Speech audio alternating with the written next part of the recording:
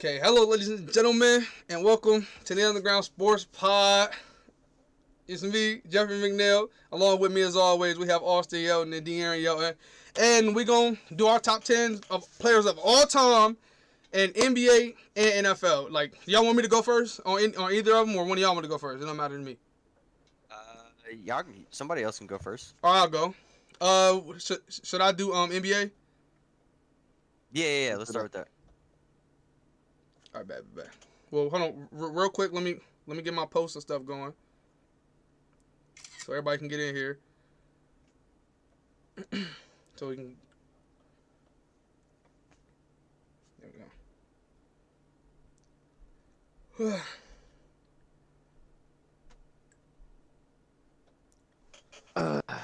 Hold on. Well, dear, you go while I'm getting this. All right, you do yours. Do your NBA one.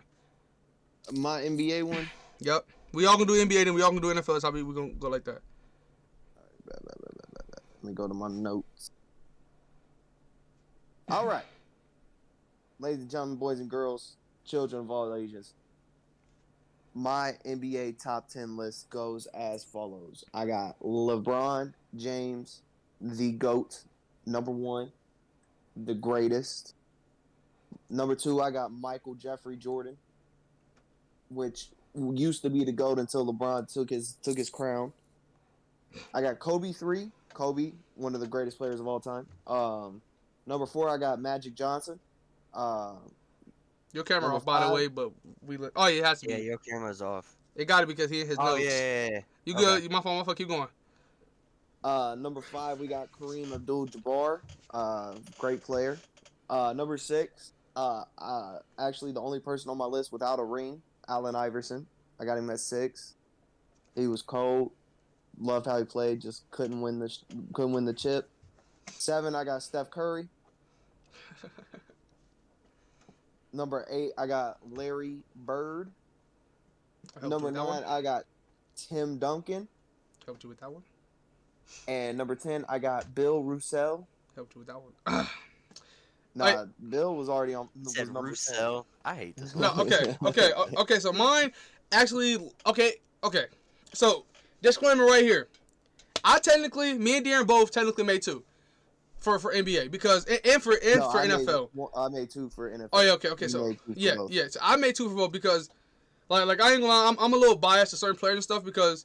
So this right here, my top 10 is literally my top 10. Like this is what I truly believe is the top 10 best players of all time.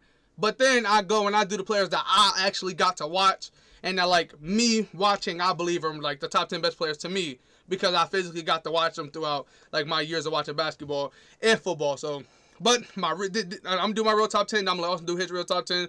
Then I'll go over like my now like for me watching top 10. So. This my top 10. Number 1, I got LeBron James. Number 2, Michael Jordan. It looked very similar to De'Aaron to start off. Number 3, I got Kobe Bryant. That's my favorite player. Number 4, I got Shaq. That's where me and De'Aaron switched.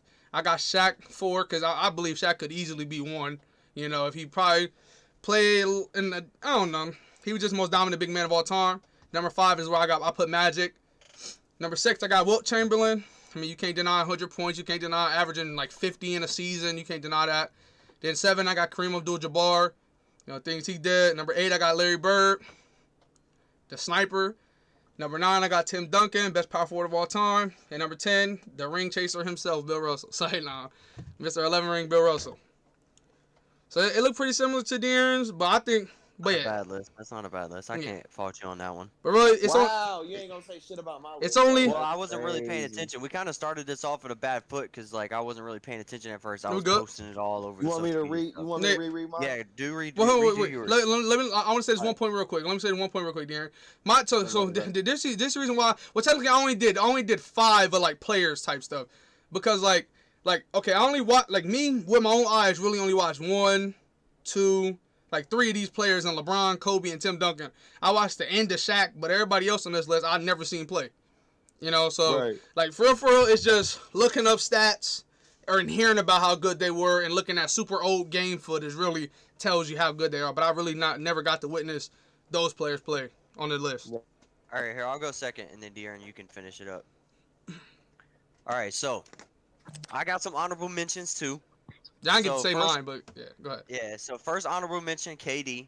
Right now, KD Yeah. on my list just doesn't have those rings. Don't count right now. Like he had to join the greatest team in NBA history to win 2 So, championships. so then in your So eyes, like no ring can ever count for him. Because if he gets a ring with Brooklyn, it won't count either because he's no, on a no, super that's team as different. well. That's different because he started that. The 2 rings in Golden State, he joined a team that had the best record in NBA history. There's never been a team that had a better But record. at the same time, So he went to that team There's and a just difference. recruited 2 of the best players at their positions. You know, so I guess, but still, Yeah. KD honorable mention. Another honorable mention, Dwayne Wade. I gotta give him his Yeah. respect. 3 championships. He never won a regular season MVP, so that's why I couldn't really put him in that Yeah. upper echelons Right. of the top 10. But you gotta give D3 the respect. It's a fact. That man was a demon. Both of the players you named, both are on my honorable mentions as well. And then another honorable mention, I got Bill Russell. Now, Bill Russell had 11 NBA championships, and I want to say 3 MVPs. I could be wrong about that, but he played in an era where he was one of the biggest, was one of the tallest players in the NBA, and that's why I also got Wilt. Now, Wilt's got 100 points. He's got NBA championships. He's the only player with 3 numbers retired by an NBA franchise, 3 numbers retired by 3 different NBA franchises, but I just feel like the era that they played in, they wouldn't be that same time. Because, like, Wilt was, like, 7 foot tall, but he was, like, 200 pounds. Right. There's no way in any other era he would have lasted. I don't believe so, personally. So, in my top 10, at number 10, I got Kevin Garnett. KG was one of the best defensive players in NBA history. He's got an NBA championship with the Boston Celtics. Won a regular season MVP with the Minnesota Timberwolves. One of the best seasons of all time, by the way. But yeah. Yes, one of the best seasons in NBA history. Took that Timberwolves team to the playoffs when his second best player was Wally Szczerbiak. Oh wait. That was his second best player. Wasn't that the last time they were in the playoffs too, right? No, I think they got in at like 2018. Oh yeah, with Jimmy Butler. He retired. Yeah. Yeah, it was that Jimmy Butler team. But still, since 2018 is kind of bad too. Right. At number 9, I got Oscar Robertson. First player in NBA history to average a triple-double. Got an NBA championship with the Milwaukee Bucks in the 70s, but I'm You're biased about 99% sure. No, I'm about 99% sure that Oscar Robinson never won a regular season MVP, so that kind of knocked him down to 9 for me. Yeah. At number 8, I got Larry Bird. Larry Legend, 3 NBA championships, 3 NBA championships, 3 regular season MVPs, was one of the best players in the 80s. The reason I got him at 8 is because of that length. He wasn't able to consistently stay up on that because he got hurt. So he only played like 10 years. So if he had a longer stretch, I might have been able to knock him up there. But then also because of his career was so short, I don't think he finished in the top 10 in total points in NBA history, but I could be wrong about that. Don't quote me on that one. At number 7, I got Tim Duncan. Multiple-time MVP, 5 regular season MVPs. 5 NBA championships, multiple finals MVPs. One of the best power forwards, if not the best power forward in NBA history. What? Yeah, the title. He didn't win an MVP. Yeah. Okay, back to it. So, 5 rings, NBA legend, the greatest San Antonio Spurs player in their entire franchise's history. I got him at 7. At number 6, I got Shaq. Shaq's got an MVP. He's got 4 NBA championships. And Shaq was probably the most dominant big man in NBA history, and a little bit of a bias there because Shaq was my favorite player of all time. So he was my favorite player of all time. And I still think he's the most dominant. Yeah, still a little bit of a bias. That's why I got him at 6. At number 5, I got Kobe. Now this is why I got Kobe at 5. Kobe finished 3rd in NBA. What? Oh, he did win an MVP. I didn't know that. I might have to redo this list then. If he won the MVP, I might have to put him up a little bit higher. Yeah, I didn't know he won MVP, so I was wrong about that. Yeah, but I'm counting all the NBA stuff. But still, back to what I was saying. At number 5, the reason I got Kobe at 5 is because Kobe only has 1 regular season MVP. He has 5 rings, and he only has 2 finals MVPs out of those 5 rings. So I feel like the players above him have more criteria, especially with the regular season MVPs. I feel like the regular season MVPs doesn't get as much love as it should because that means you were the most valuable player out of there's 30 times 12 is you remember me and you had a big debate about that early on, whenever, because you were saying you think Finals MVP is more important. But to me, I don't think so. Cause like I said, because I feel like MVP is the most important because MVP means you're the best player in the whole entire league. You're the most valuable player in the whole entire league. Finals MVP, we see guys like Iguodala get it. We saw Jerry West get it. Jerry West wasn't even the guy. You know, it's kind of like his team didn't even win. Yeah, like it's kind of like, to me, what Finals MVP mean today is you're the best player on the best team. So you know, Chris Paul probably would have got it, but that don't mean he's the best player in the league. Right. But he was the best player on the best team. Right. At number 4, I got Magic Johnson. Johnson, 3 regular season MVPs, 5 NBA championships. Yeah. One of, if not the greatest Laker of all time, depending on who you ask. I mean, Magic, the greatest point guard to ever step foot on the NBA floor. I mean, you can't go wrong with Magic. I got him at 4. At number 3, I got Kareem Abdul-Jabbar. He has the most points in NBA history, 5 regular season MVPs, I believe 5 NBA championships. I think I might have to do the research about that one. He won one in Milwaukee with Oscar Robertson, and I know he won it. So he's got 6. I think he's got 6 because I know he won 1 in Milwaukee, and then I know he won 5 with Magic. So I think he's got 6 rings. Yeah, 6 rings. Yeah, 6 rings, 5 regular season MVPs. The best center in NBA history, most points ever scored in NBA history. Probably will get broken though by LeBron here soon. Oh, he only had 2 Finals MVPs with the 6 rings though, but still, that's still very impressive. Yeah, but still 6 rings with 2 different organizations. Yeah, no, that's still super impressive. Yeah. Yeah. At number 2, I got Mike, and now, obviously, I might get a lot of heat on that one because a lot of people think Mike's the GOAT. But I never watched Mike play personally. I only watched highlights of Mike, so it's hard for me to give somebody the greatest of all time persona personally for NBA when I never watched him play because I was born in 97 and I didn't start watching basketball till 06. And then obviously number 1 I got LeBron, 4 regular season MVPs, 4 finals MVPs, 4 rings, multiple all NBA awards. Greatest player I've ever seen play personally. My man LeBron James is sponsored by Wendy's. How is that not 4-4-4? I'm still But you know, like with me, the LeBron and Jordan debate falls off. Like, you know, cause you tell a Jordan fan, like some Jordan fans will give it to you when you say, "Oh, he's gonna finish first and everything." But to me, that's not everything. To me, it's all about competition. I mean, like to me, TikTok is the place where if you want to see the real debate, go on TikTok, and they got the best things ever. I mean, like I showed De'Aaron this list. It showed all LeBron competition. Now with the Tim Duncans, with the Kevin Durant's, with the Steph Currys, with the Jimmy. I mean, damn near Jimmy Butler and Bam Adebayo is actually tougher than some of the motherfuckers that played back in the day that LeBron beat. You know what I mean? But still, I mean, Dirk and Jason Kidd. You know, Dirk has played. I mean, LeBron has played way more competition. Yeah, his final record ain't as flawless, but that's what hurts him. No, but LeBron played them motherfuckers. Jordan played. He's 6-0. You switched Jordan and LeBron. LeBron had the same exact thing. Because I mean, he played Magic. Magic was out of prime. Magic had AIDS, all that. It wasn't the right Magic. It wasn't the same Magic. And after that, okay, he played Barkley and the Suns. Team was butt. To be honest, Barkley was a dog though. Team was butt. All right, so I got a couple things with you guys. Well, De'Aaron, you gotta go. That's right. All right. So at number 10, I had Bill Russell. 11 rings, I just can't deny it. You know, I understand he was like 11 inches taller than the second tallest guy on the court, but still, 11 rings is 11 rings. Tim Duncan at 9, I can't. Again, that's another one. He's the greatest power forward of all time in my eyes. Yeah. Larry Bird at 8, dude was just deadly. 7, I had Steph Curry. I could get a lot of heat from that, but I feel like his MVPs, his rings, I mean, and he was there from the start. He was the one that was there from jump. I know most of them were, but he was drafted 09 from Davidson. He went through the grind to get those rings in my eyes. AI at 6. I didn't hear AI in any of your guys', and for me to put him at 6, it made me a little nervous because I was like, God damn. No, yeah, I mean, I don't know, because AI is not better than any of the guys that I named. I mean, I would love to say he is.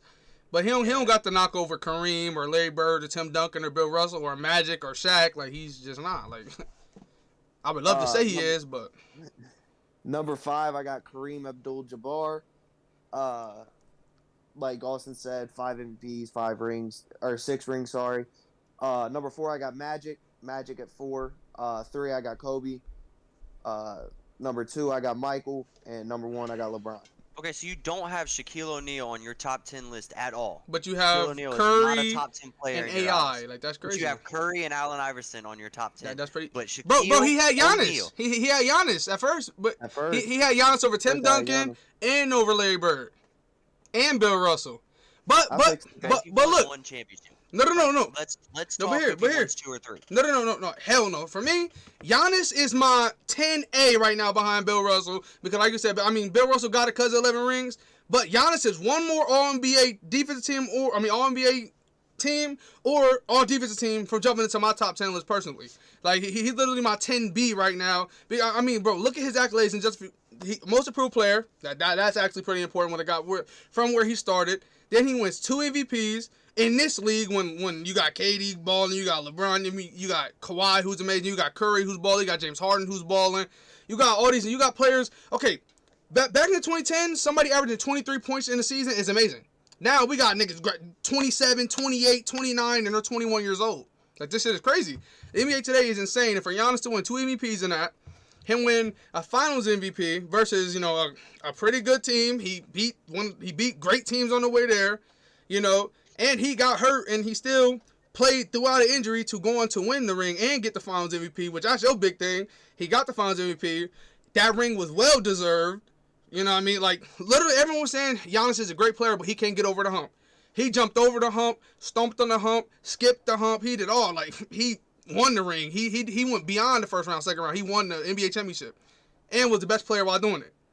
And dropped 50 points in it. Come on, bro. Did you not see the list of the players that actually dropped 50 ever in a playoff game? Those are all the players that are on our list did that. So why ain't Giannis? Real shit. Because that's real. All the players that have dropped 50 in a finals game, especially like a winning to win the series and drop 50. All the greatest players of all time. Giannis don't win. This is why for me, if Giannis don't win 3 or 4 NBA championships, he won't ever come close to it. It's because if Giannis was 6 or 7 inches shorter, he would not be an NBA player. And that's why I can't give it to him. Same thing with Jordan. Everybody else. Same thing with LeBron. No, if LeBron was 6 foot, he's not playing. Real shit. No, because LeBron wouldn't be able to jump the way he jumped. He wouldn't be in the league right now. Real shit. Anyway, 44-inch vertical is not from your because of height. No. Here's the thing. No. Here's my thing, bro. That's false shit. He is how tall he is. You don't try to. I'm not making no false scenarios. I'm being real. Chris Middleton is nowhere near Scottie Pippen. Nowhere near. Chris Middleton is nowhere near Dwayne Wade. He didn't have to leave his team to go get a ring. He didn't have to have an amazing stars to get. Scottie Pippen is way better than Chris Middleton will ever be. Dwayne Wade is way better. Chris Bosh is way better. Kyrie is way better. Kevin Love is better than fucking Chris Middleton when Kevin Love was in his prime. I mean, it's just facts. And he was with that team and won a ring. That's real shit. Giannis has the most respect. He didn't team hop. Jordan didn't team hop either. But Jordan had amazing players. Like, Dennis Rodman is better than any player on the Bucks today besides Giannis. I think Giannis had an unbelievable playoff run, and I respect the ring that he got. But one, I can't give somebody up in that tier after winning 1 championship, and 2, I just can't. He does more than Shaq. He does more than Shaq. All Shaq did was dunk. So that's all Giannis can do, and Giannis can actually hit a 3 here and there, and Giannis can hit some mid-range shots. And Giannis went 18 for 20 from free throw line in the clutch in a game 6 to win it all. Shaq never did that before. What does Shaq do? Shaq never did that. But Shaq never did that before. Recognition though. But what did Shaq have to do? He had to go on a 3-peat, and then he had to leave and go win another championship just to get the respect that he deserved. No, that's cap. When Shaq came in the league and was dunking on people and all that shit, before he even won a ring, he had respect. Yeah, people was going crazy. LeBron was going one of the greatest of all time. Respect. Right, but still, bro. But also, he didn't have all the accolades that Giannis had before he won the ring. Like, Giannis got his shit packed right now. His shit, like, literally, he was on everyone's verges. Everyone saying he just can't get over the hump to win a championship. He did that. So I understand, yeah. He would definitely, to me, he would move to top 5 if that nigga win 3. If he win 3, he top 5 all time, without a doubt. Yeah. But with 1, he's top 10. He's top 10 with 1, like, because he's 2-time MVP. How many people on the NBA, though? Oscar Robertson had 1. He got 2. He be close to triple doubles every single year. You're talking about MVPs. I thought you were talking about. Yeah, I'm talking MVPs. MVPs. Yeah. He got 2 of them. He got defensive player of the year. How many players on our list have defensive player of the year? It's not too many. Real shit. Not too many. Not too many. I mean, none of them needed most improved players, but he did. He got that. That's a great. He's all NBA multiple years. All defense team multiple years. He has a ring. How many players? I mean, right now he's 1 for 1 in Finals MVPs. He's a good player, but I'm just saying. Yeah, he's but I'm top just 10, saying, bro. like, for me personally, if you didn't have something that stood off the board, like what helps Oscar Robertson is nobody had ever averaged a triple double up until Russ did it multiple times. Now he's devalued the triple double, and I mean respectfully devalued it, like in a way that it's kind of, if Russ doesn't have a triple double, he has a bad game, which is fucking outrageous to think about, but that's kind of how everybody kind of looks at it. And so that's what kind of puts him over that upper echelons right there. Puts him in the top 10. But to me, he did it in the 60s. Since San Antonio, averaging a triple double. Since San Antonio, or 70s. What team was homegrown for a championship since San Antonio? None, because damn near was LeBron. Well, I guess you technically say Golden State's 2015, but after that, but after that they weren't. Toronto wasn't. The Lakers wasn't. I don't know.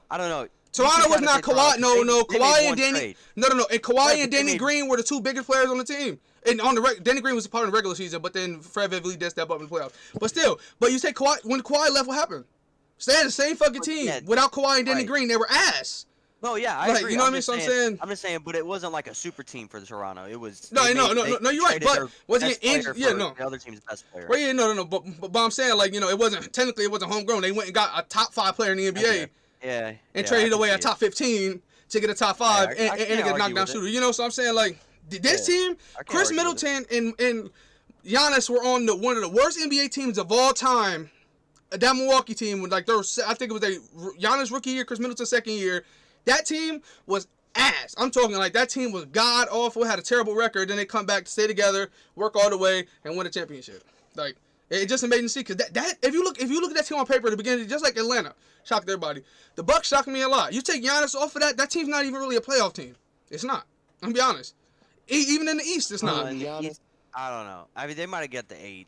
I don't know. But still, you can't tell. Yeah. But still, it's crazy because it's just, for me, unless you had something that stood completely out, like averaging the first ever triple double in NBA history that never was repeated until, but like, no. 2015. No, I get what you're saying. Yeah, that's facts. I get you. Be in the top 10. But now, if Giannis goes out and wins another ring or even 2 more rings, then he'll definitely be in the top 10. But yeah, no. We don't. No, it's not. It's not. 2 more MVPs. No. But if he wins one more MVP, 3-time MVP, because automatically top 10. This is the criteria. LeBron James, if LeBron James didn't win in Miami and didn't win in Cleveland and won the 2020 championship, even with 4 MVPs, he would not be considered one of the greatest players of all time. Well, he wouldn't. No. LeBron would still be top 10. He would definitely. He probably wouldn't even be in some people's top 5. But he wouldn't be compared to Michael. I'm not comparing Giannis to Michael Jordan or LeBron. I'm not saying that just yet. Yeah, me neither. But I'm saying top 10. You know, if you look at the bottom of my list and the bottom of y'all list, I feel like he can move past Curry. Honestly, I feel like to me he already passed Curry, but I feel like he can move past Bill Russell. If he does, he can move past KG. Yeah, he could. That's what I'm saying. Like, especially since he's not. He's like, for some players, like, I mean, look at KG. Look how old KG was when he won the ring. He was up there. Well, he was 34, 33. But still, he was still balling though. But don't get me wrong. But I'm saying, Giannis still in his 20s, and but his thing is that he got all the accolades. Like KG had all the accolades before he won the ring. Like, so to me, he's top 10 right now. He's at least 10 on like he could be 10 on people's list. And I don't want to be mad at nobody that had him 7 highest right now. I couldn't be mad at nobody, especially like if it's a super biased Milwaukee fan and they have Oscar Robertson 4, Giannis 7. I couldn't be pissed about that. I wouldn't, because I mean, Giannis is balling. But my thing is, the one thing I didn't like that you said is when you said he wouldn't be in the league if he won that.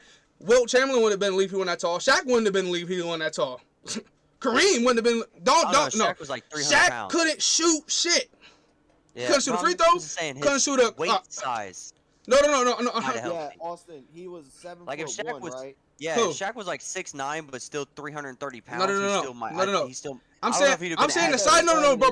No, you said 7. So you're talking about the size of a guard. If Shaq was the same size of a guard, he's not in the NBA. He's not in college. Yeah. He's not even starting on his fucking varsity. He's not starting varsity in high school. Like, because his skill set does not match that. Football team. Yeah, that's about it. But still. But I'm just saying, like, it's a lot of players in the NBA. You put them at the size of a guard. Like 90% of the big men today, you put them at the size of the guard. They not in the NBA. They not doing half the stuff they did. Same thing with Giannis. Like, yeah, Giannis is changing basketball right now. Me and Dion today, you know Isaiah Austin, remember the guy that got diagnosed with, what was it, Marfan syndrome or whatever? But he's supposed to be he's supposed to be a top pick in the draft, and he walked across the stage just the NBA hat on. So he got cleared in 2016 to play basketball again. So shout out him. And he played overseas and was number 1 overall pick to the Big 3 league, the Ice Cube own. And he's out there balling. He's 7'1", but plays like a guard. Like he's out there dribbling, dunking on people, playing like Giannis does, but for the Big 3. So it's like Giannis is paving the way for these guys who are bigger, that got a little bit of handle, that can drive to the paint, doing Euro. Like, come on, 7 foot doing Euro steps. Shaq never did a Euro step. Shaq did drop steps. You know what I mean? Like these is like Giannis helped changing the game, just like Magic, just like Curry and these guys, and he has the accolades to show for it. Like he has multiple all NBA teams. He has multiple all defense teams. He has defensive player of the year. He got snubbed out of one of them, but still, and he got snubbed out of one of the MVPs to James Harden. To me, none of James Harden. Don't James Harden got 2 MVPs? I think he's only got 1. Okay, no, I don't know. He didn't get snubbed. The Russell Westbrook didn't snub him, but still, it was one of them. Everybody said that it couldn't went to Giannis. But I know James Harden MVPs don't count. If he wasn't, I thought he had 2. I thought he beat Giannis out for 1, and in 2018 he beat LeBron out for 1. But no, but still, yeah, he beat. Yeah, the 2018 one. I remember you was talking about that one, Jeffrey. Yeah, he said never won over LeBron. Like, LeBron averaged like more rebounds, more assists. No. He averaged more rebounds and more assists. James Harden only won the 2018. Yeah. Was that one? Yeah, that one did not count because LeBron should have won that. And LeBron played all 82 games, which, I mean, how many times LeBron did that? You know, but still, to me, you can make. It's a clear argument for Giannis to be a top player in the league right now. Oh, then he obviously, to me, he number 1 right now in the league. Got 6 MVPs. That's crazy. But yeah, so I'm saying, like, to me, Giannis the best player in the NBA today. I mean, by far. I mean, KD looks really, really good, but I mean, he has a 10 times better team when healthy than Giannis does. Giannis won the ring, you know. Like really? Giannis' team is not that good at all. Like I like Chris. I love Chris Middleton. I love Drew Holiday. PJ Tucker is my second favorite player in the whole entire NBA. I love him to death. Take Giannis off that team's struggling in the East. The teams that struggle in the East are pretty bad. They're pretty bad teams. Put them in the West, they're 15th seeds. Every day of the week. All right, let's switch over to the NFL because we got the NBA list out. So we're gonna switch over. Right. So we're gonna do our top 10 NFL players of all time. Now this one has a lot. Wait. What's your other one, Jeffrey? Oh yeah. I got 5 players that I actually got to watch. So I got Bron, Kobe, then I got KD, Curry, and then Giannis. Because Giannis did just win 1 ring. That's my 5 of right now. Well, not right now, but like that I got to watch. That's how I rank them. But yeah, I can't argue with that one. All right, so in the NFL, you got a lot more kind of like leeway because it's hard to judge. Yeah, because positions is different. Important is a quarterback, receiver. You got DBs, defensive players. They don't have them as many stats. I had one biased player, but I did see him. The guy I'm gonna say you're gonna deer nose him. You probably gonna know as soon as I say it. I saw him on some of them. They had him at 9, so I was like, fuck it, I'm putting him at 8 on mine. So I'm gonna do my list first. Now what we're gonna do is a little different. After I do my list, we'll talk about everybody's list after they say it, and we'll instead of wait until the end. That way we got it fresh in our mind, and we can just roll straight off that. Oh, here's my honorable mentions. 1, my first honorable mention is Brett Favre. Brett Favre, he only had 1 Super Bowl win, and Favre is great, but I couldn't put somebody in the top 10 that has the record for the most of the worst part about playing your position. Like, Brett Favre has the most interceptions thrown in NFL history, and I just couldn't put him in the top 10 if you have the most of the worst stat that you could have as a quarterback. You have the record for it. Yeah. So that's just why he didn't make the top 10 for me. The second one, Terrell Owens. The only reason I got Terrell Owens out of the top 10 is because no chips, and also he played for the Eagles. The other receiver that I have in there, what? I said because he played for the Eagles. Got it. Move on. No. It's not because he played for the Eagles. Not at all. It's just the other receiver I got in there, I felt like he was better, even though that other receiver doesn't have any rings either. The next one, Calvin Johnson. Calvin Johnson is a great player, but he only played like 9 or 10 years, and I had the top 10, the list that I had out, I felt like these players dominated for a lot longer, so I couldn't feel justified for putting somebody that only played 9, 10 years in. when you had other players on here that were like 15 years strong and dominating the league at 15 years. Right. Which leads me to my other honorable mention in Barry Sanders. I had him as an honorable mention, same reason. Barry Sanders is one of the greatest running backs of all time, but for a all 22 top 10, I just felt like other players played longer and had still great stats playing longer. So I felt like they kind of got that extra niche for me. Heard you. Makes sense. De'Aaron, your camera turned off. Yeah, I know. I'm going to my list. Okay. So at number 10, I got Randy Moss. Randy Moss played for, I want to say, like 16 years. The second greatest receiver of all time, in my opinion. It's like, nah. So I thought you'd be serious. The only thing that made him 10th on my list is because he didn't win a Super Bowl. He came close. They went 16-0, but they lost to New York in the Super Bowl. He came close to getting that chip. Can I just if say he'd got something? that chip, I think that'll rock. Do not say like the NFC 5. East shit, dear. Can I say that Tom Brady's kryptonite's the NFC East? What? Because every single one of his. Yeah. Who's his 3 Super Bowl losses to, Austin? Giants and Eagles. Yeah. NFC East. So at number 9, I got Emmitt Smith. Emmitt Smith is a multiple-time Super Bowl winner. He has the most rushing yards in NFL history. He played for like 16, 17, or no, he played for like 14, 15 years, and was one of the best running backs of all time. Yeah, Arizona paid him a lot of money to do basically nothing, but he still has the most rushing yards in NFL history. So I got to put him in the top 10. At number 8, I got Peyton Manning. I got Peyton Manning because he was a great regular season. He's probably the greatest regular season quarterback in NFL history, but he was not a great playoff quarterback. Yeah, but he was not a great playoff quarterback. He's not better than LeBron. Lamar in the regular season. Lamar regular season is tough. So I know. I know. I was say Peyton Manning's got like 4 MVPs, but he only got 2 rings, and then that second ring, he really didn't do. I mean, I think he had like 140 passing yards in the Super Bowl. It was that defense. It was that defense. Yeah, but he still got 2. He still got 2. So really, nobody won the game. The other team's quarterback lost the game. There's a yeah, basically. At number 7, I got Lawrence Taylor. Lawrence Taylor literally got the left tackle. You said 7? Yeah, at 7. I got Lawrence Taylor at 7. Okay. He literally got the left tackle position fucking new money because he was so good that they had to start paying offensive linemen buku amount of money just to protect them from Lawrence Taylor. I probably should have put him higher, but I felt like 7 was a good spot. At number 6, I got my greatest running back in NFL history, Walter Payton. Walter Payton played outstanding for the Chicago Bears, probably, in my opinion, the greatest running back of all time. He won, I think, 2 Super Bowls because he won in '85. Sound right to me. I think they won in '86, but I could be wrong about that. One of the greatest running backs of all time. My greatest running back of all time. At number 5, I got Joe Montana. Joe Montana, multiple MVPs, 4 Super Bowl championships, played in one of the greatest teams of all time in the 80s for the San Francisco 49ers. Until he got his job taken. At number 4, I got Deion Sanders, the greatest cornerback in NFL history. Prime time, the greatest, multiple Super Bowls. Has the greatest, craziest stat of all time. Yeah. Scored a touchdown and hit a home run in the same week. You can't deny it. That's crazy. So I got him as the 4th best player of all time. At number 3, I got Tom Brady. 7 Super Bowl rings, multiple MVPs, one of the greatest quarterback to ever step foot on an NFL field. But in my personal, what? You said 3rd? 7. Yeah, he's 3. Tom Brady's 3. Okay. All right. At number 2, I got Ray Lewis. Ray Lewis is the 2nd greatest player in NFL history. He's got 2 rings. Oh, okay. I see. Best middle linebacker in NFL history. Hands down, in my opinion. So to be number 2. To be higher on Austin's list, you got to murder people. Got it. And then number 1, the greatest player in NFL history, the greatest player of all time, the GOAT. I got Jerry Rice, multiple Super Bowls.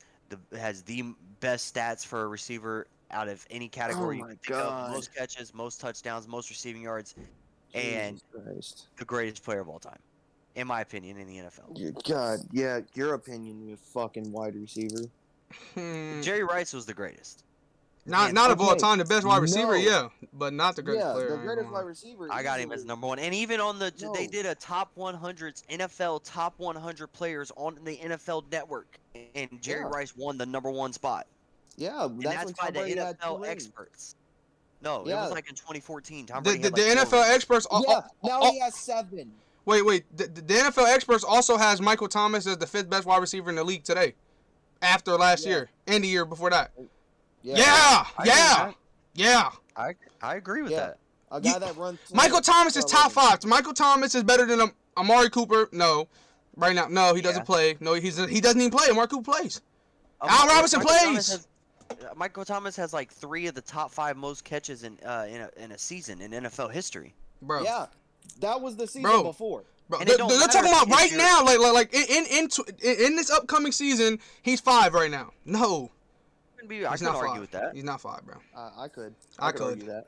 I mean, you can complain about slants all the time, but that's one of the hardest passes to catch in the NFL because you got to think about it. You take 3 steps. I don't complain about slants. I'm just saying. A fucking bullet to the chest with a corner draped on your back because you got to understand that the corner is not 15 yards down the field. That motherfucker's right there. So the Steelers run the hardest offense in the NFL, right? No, I didn't say hardest. I said one of the hardest catches to make. The slant catch. And that's like 99% of our offense. So we have the hardest offense. Thank you, and we still win our division. I didn't say they had the hardest. offense. You did win the division. I do give you that. No, I'm fucking with you. A slant is one of the hardest catches to make. It's I agree with you. In my opinion, it's right behind. Especially when Ray Lewis big ass right there. The wide open fade when you're 50 yards downfield and you don't want to drop it because you'll get yelled at. Goal line fade. No, the hardest catch to make is the goal line fade. When they put that sumbitch up in the back corner of the end zone, you got to jump over 2-3 defenders to get up there and high point the ball. That's the hardest. The second hardest, in my opinion, is the slant route because that linebacker is right there in your grill, and most of the time that corner is right on your hip. Okay. And you're getting the fastest with me, because you're only hold on. You're only 4 yards down the field, and that's fucking coming out of that quarterback's hand hard as shit, and you got 2 defenders in your area trying to stop you from making that catch. Yeah, Big Ben and Cam Newton have broke multiple fingers because of some fact that's what they throw a lot. They fucking throw heaters. I just want to say then the third hardest catch to make is when the DB is 15 yards behind you on a fade route and you wide the fuck open about to score a touchdown and all you got to do is catch the ball. No. Plenty of receivers in the NFL. No, Austin. Right to the fucking hands. The hardest route is any route by Eagles receiver. That too. I don't disagree with any of your top 10 though. Like I agree with every single player. You can make an argument for every single player. The only thing is Tom Brady my 1, but bias I guess. Not really biased because fuck Tom Brady, but he's still my 1. But I can't argue with that. I just got him at 3 because. And I can't argue with Jerry Rice being number 1. That's my dad's favorite player of all time. Right, but I got him at 3 because here's the thing. I got him at 3 because it's not Walter Payton. Ray Lewis in that 2001 championship. And the 2012 championship he won, his starting quarterbacks were named Joe Flacco and Bowler. Kyle Bowler, I think, was his other quarterback. Those are 2 quarterbacks that are not great, right? Yeah. That defense carried both of them. Can I finish what I'm saying? But what are his receivers to throw to? Tom Brady don't have nobody. The one year they won a ring, they had Chris Hogan, Julian Edelman and Danny Amendola. Oh, okay, I'll give you that one. But still, I mean, like this year he threw to Mike Evans, Chris Godwin. Okay, no, this one, but OJ Howard. But literally, besides this year was great wide receiver core. But before this year, the best one we had, they lost. Yeah, and he lost.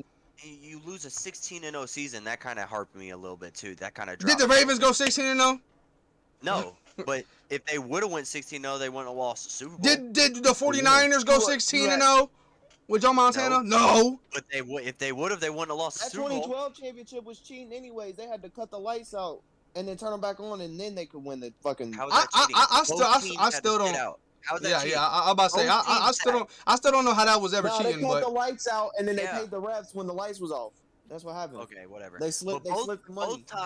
Both times that Ray Lewis won a Super Bowl, his offense was ass compared to the defense.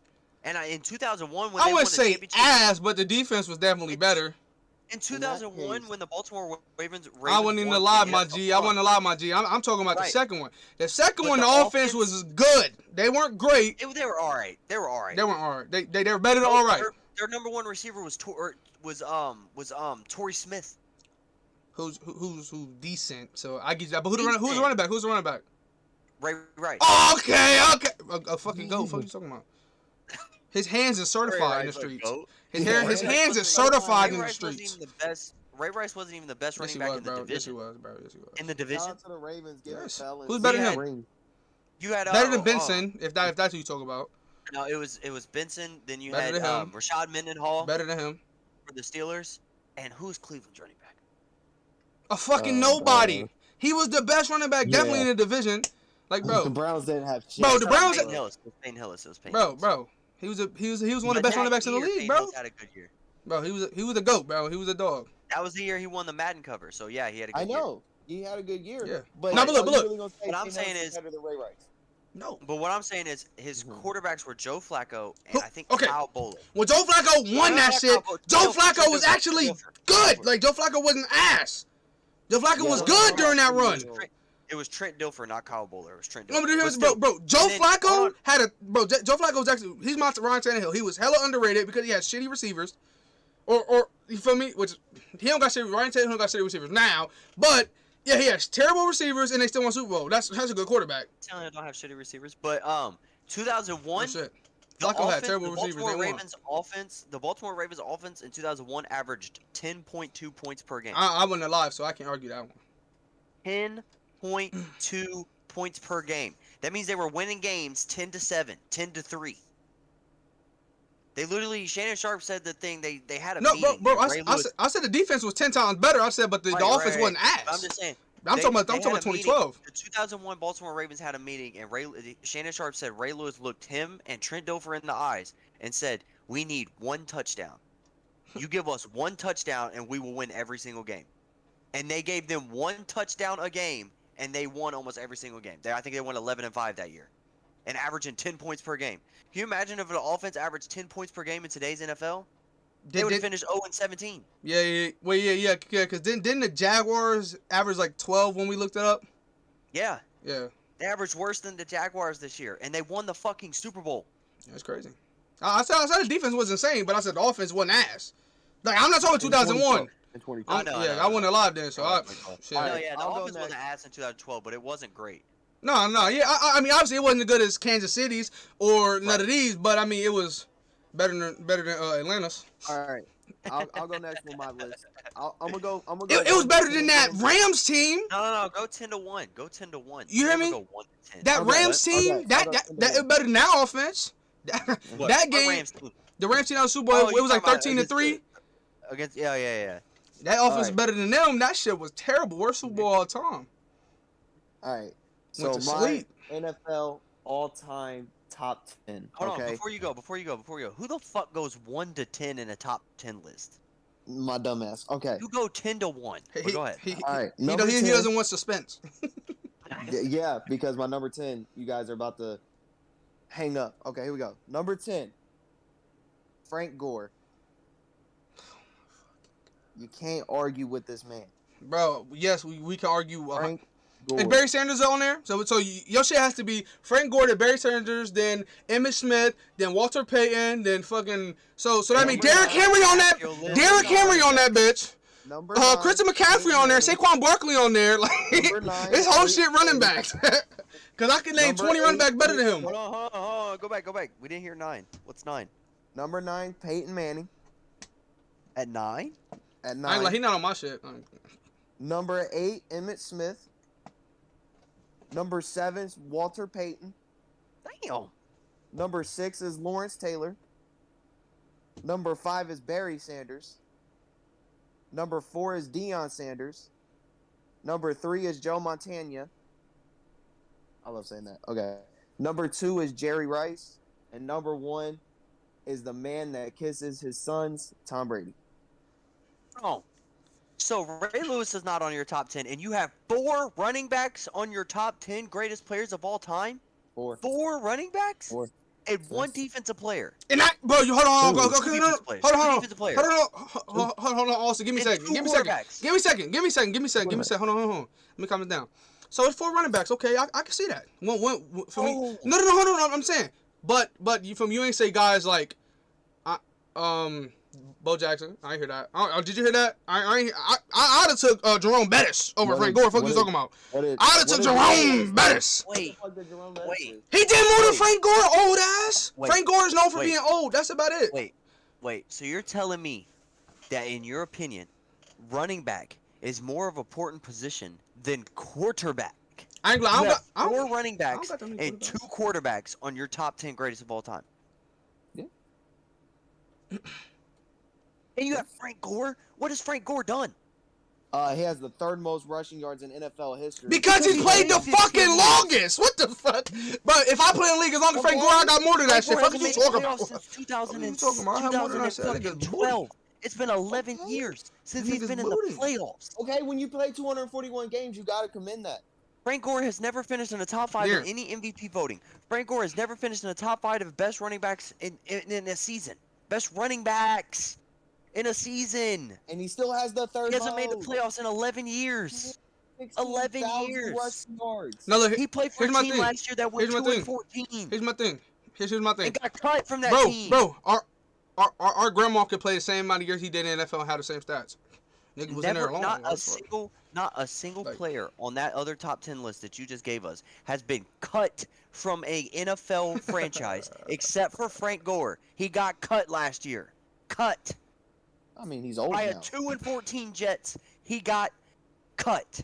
Don't get me wrong. I got a controversial player too, though. Shit, I got over Ray Lewis, over Brian Urlacher, over Ronnie Lott. We're talking about players in their later years. Shit, I'm taking Jordan off my list. We're talking about later years. He was career dog shit when he was in fucking Washington. Who? That's a fact. Jordan. When he was in Washington playing with the Wizards, he was hot dog shit. Let me take him off at my list then, because if you want to talk about just the later years, like when he's old as fuck. Frank Gore averaged 1,000 yards a couple times, but he never finished in the top 5 voting of best running back in the league. Bro, besides those few 1,000 yards, he was never higher than top 15. He was 16th best in his prime, 16th best in the fucking as running backs. Out of all 32 teams, he was 16th best besides the 1,000-yard rushers. That's about it. Here is Frank Gore's awards in his NFL career. 5-time Pro Bowler. I ain't gonna. I'm editing mine, bro, because for me, y'all said a name that I forgot. He played 10, 11, 12, 13, 14, 15. He's played 16 NFL seasons. He has 5 Pro Bowls and no other awards. That's pretty bad, man. No All-Pro teams. No Super Bowls. No MVPs. No best running back in the league. No Offensive Player of the Year. No Offensive Rookie of the Year. 5 Pro Bowls in 16 years. That's it. You guys are that's his awards.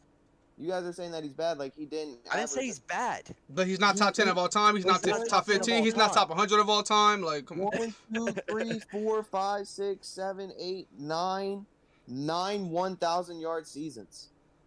Okay, out of 16 years. That means 7 years he didn't have 1,000 yards. Okay, the last 3 are the last 3 count. 19, yeah, 18, 19, and 20.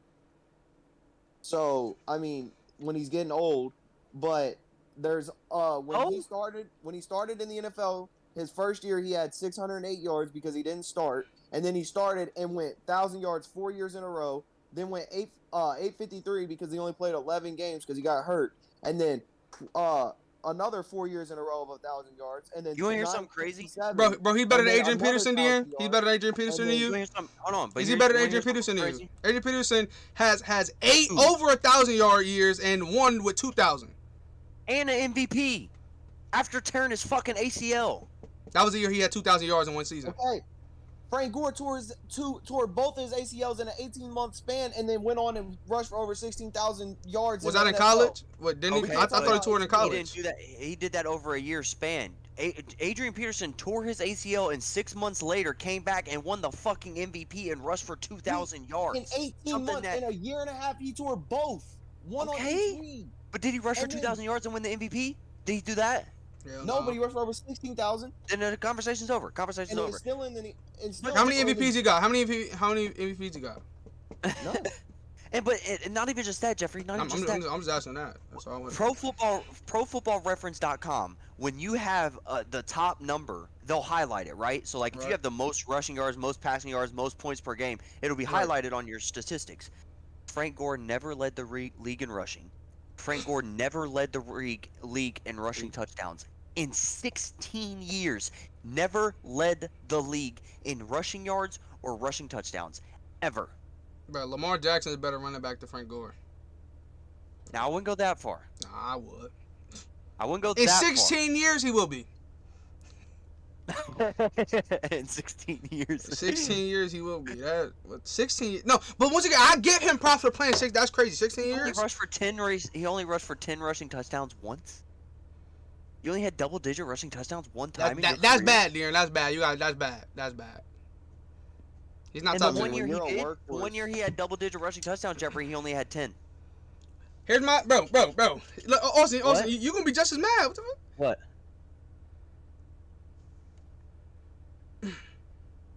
All right, go ahead and say yours, Jeffrey. No, we didn't put him in the top 10. Who? We didn't. He said putting Giannis in the top 10 of all time. Nobody put Giannis in the top 10 of all time.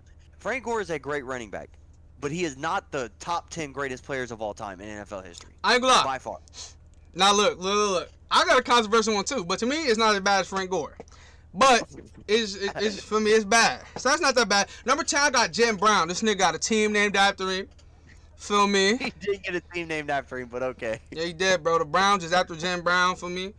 That's his shit.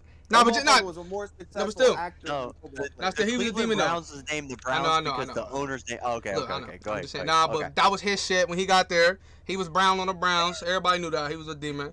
So no. He was a better actor than football player. Bro, I'm just playing. I had Reggie White number 10. I got Reggie White number 10. I'm just playing.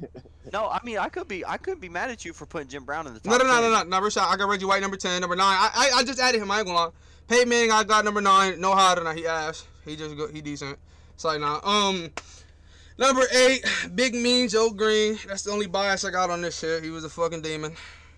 Number 7, I got Joe Green.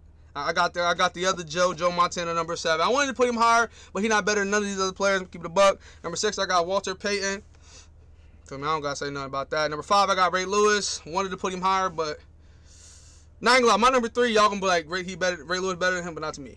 Number 7, we got number 7. Number 4, I got Deion Sanders. Don't gotta say too much about that. But number 3, I got Lawrence Taylor. Lawrence Taylor is a dog to me, bro. Yeah, I mean, I can't be mad at it. Plus, Ray Lewis played for the Ravens. Like, fuck the Ravens. Anyway, but I ain't gonna lie. I just love Lawrence Taylor, bro. I don't know. Yeah, I can't be mad at that. But number 2, I got Jerry Rice. For me, I wish I got to see Jerry Rice play. But for me, from what I heard, he was certified. And number 1, I got Tom Brady. Tom Brady, my GOAT, forever be my GOAT. 7 rings in the NFL is insane. Yeah, I mean, I can't give it. Like, I don't think we'll ever see it again after him. Like I think he's set in stone. He'll have his statue. I think it's just me being sick of Tom Brady is what put him at 3rd. But I think he is the greatest quarterback to ever play. Right. But okay. Here my football list of who I actually got to watch. Number 1, Troy Polamalu. For me, I had to. Like no safety does what he does, bro. He changed football. Number 2, I got Ray Lewis. Got to watch Ray Lewis play. Number 3, I put Peyton Manning number 3 because that's one of the best players I got to watch play. But I don't got Tom Brady on here because for me that's not like. And then number 4, I got Julio Jones. I got to watch. You feel me? A dog out of Julio. Number 5, I got Aaron Rodgers. Number 6, I got Antonio Brown. Nah, but Tony Brown was a dog though. Antonio in his prime, he was a dog. Number 7, I got Adrian Peterson. I got to watch a lot of him. And put Adrian Peterson above Antonio Brown. Nah. Not in my significance. Feel me? Just like important to me. Number 8, I got Megatron. Megatron to me was like amazing to watch when I got to watch you play. Number 9, I got. If he played for Detroit, he'd have been the greatest of all time. Fact. Number 9, I got. Here's another player that he'd have been on my top 10 if he didn't play for the Jets. I got Revis. Feel what I'm saying? I love watching him play. Number 10, this is definitely personal preference. I don't think he'll ever be on anybody's top 10 anything. I got Mr. Killer Cam Chancellor. Feel me? I just like he changed the way I looked at football when he was like in his prime. And to me, I think he set the path for guys like Isaiah Simmons, Jamal Adams, and guys like that today. The big safeties out there. I think he set the trend for that. You know, especially since he was a linebacker playing safety and doing what he did, and the Legion of Boom really changed the whole NFL in my eyes. So, and he was the leader of it. And then I did 6 on mine, so I'm gonna go 6-1, and I did like my personal preference. There is a huge. So Frank Gore is better than all 6 of these players you're about to name?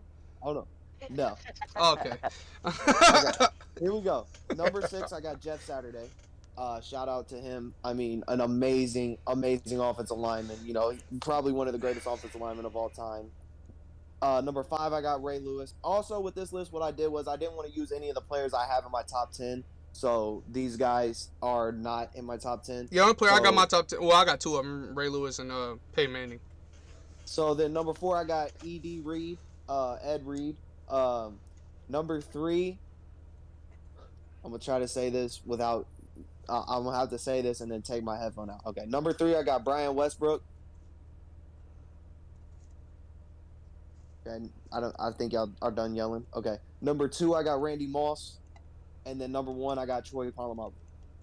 And now Adrian Peterson's not on his list again. Nah, Adrian Peterson was different, bro. I told you it's a huge bias in there. The only reason I put Brian Westbrook in there is because he's literally my favorite player of all time in the NFL. Like, there's literally nothing, no stats. There's nothing else about it besides he's my favorite player of all time, and I didn't put him on purpose. No, I ain't gonna lie. My favorite player of all time was both of our number 1s, Troy Polamalu. For me, Austin broke his fucking headset. Yeah, I mean, that's some bullshit, man. I mean, like, my favorite is the best running back that in like the modern day history.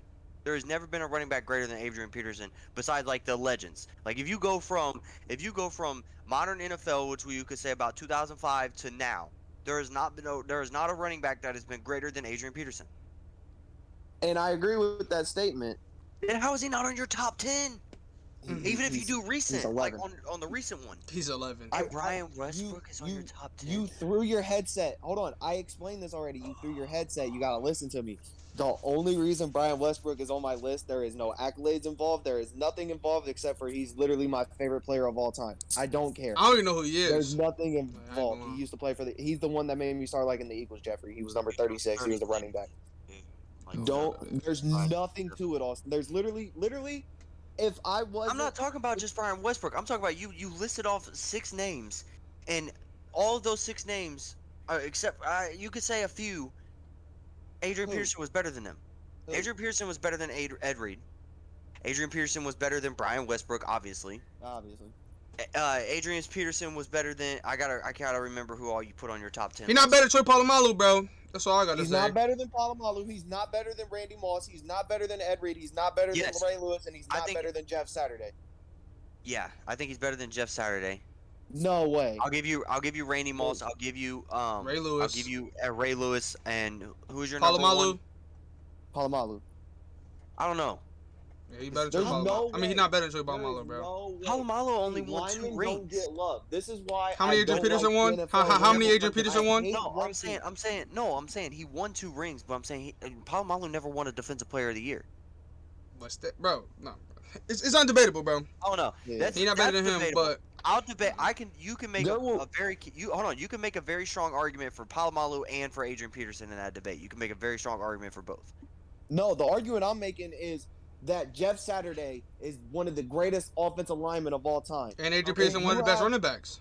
Yeah. But what I'm saying is, including the fucking legends. And I'm saying you said in modern history from 2005, Adrian Peterson's the best. Okay, but he's still like 7th all time. I don't know. Jeff Saturday is at least 3rd all time in offensive linemen. So you no, didn't even hear there's half no the fucking list. way. And no, yeah. So like, there's no fucking way. No. Linemen don't get love. I'm giving my lineman No. love. Yeah, I mean, linemen don't get love, but to me, I think it's harder to be a top running back in the NFL than it is to be a top lineman, in my opinion. Because he played center, and he has Super Bowl rings, and he Right. has the experience, the Right. longevity. He played like No, it's not 11 just years about straight, hardware. no It's injury, about it's on as about a fucking center statistics. going up Whoever against who nose finished at the guards and top of their shit. game.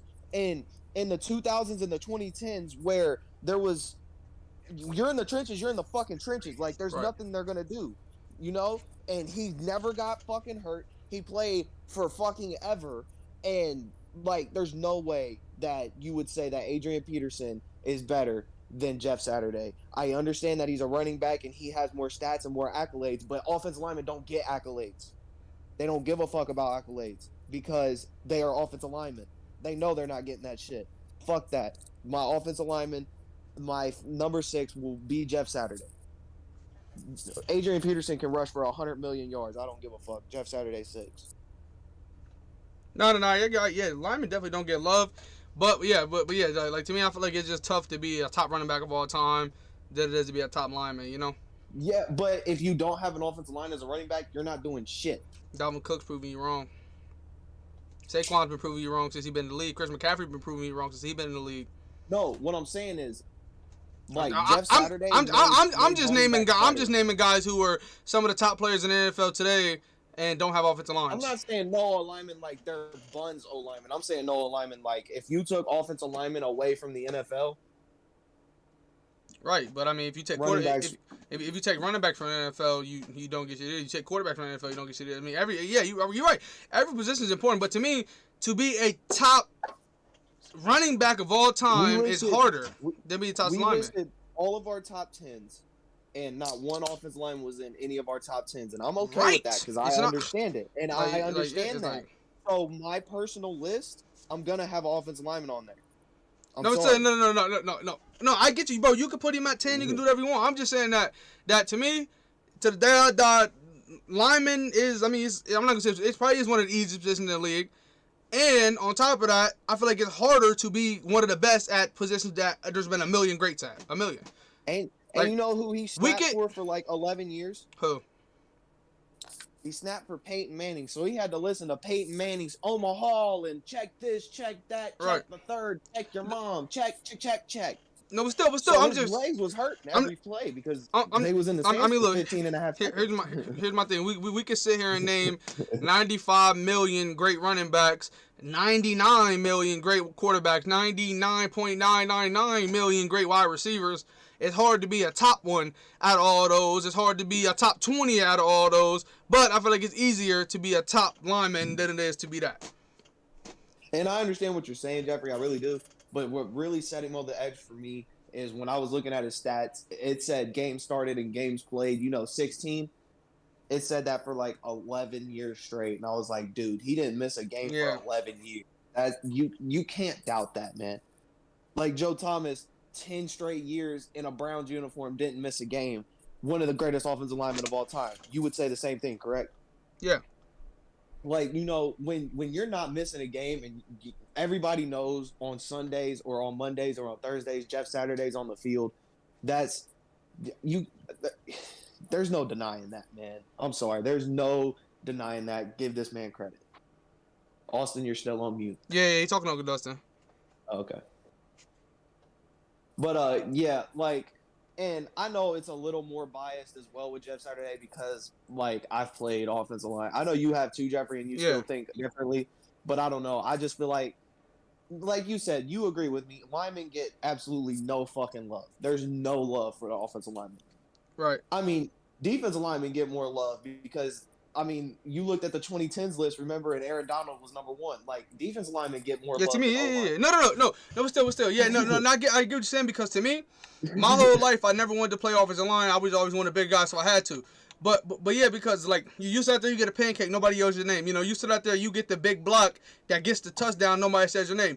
But I'll get out there and I'll make a tackle, everybody scream my name. I get in on a tackle, everybody screaming your name. The announcer is saying your name for every single tackle you make up on the press box. Your name's not getting said not one time when you're offensive lineman, but when you're defensive lineman, it's said a lot. You know what I mean? So yeah, I agree with you 1,000,000% on that.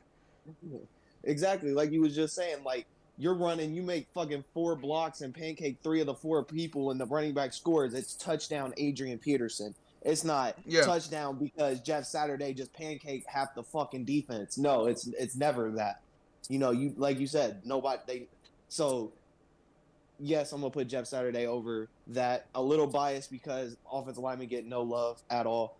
But the other part is I do feel like Jeff Saturday was a really, really special offensive lineman. Yeah.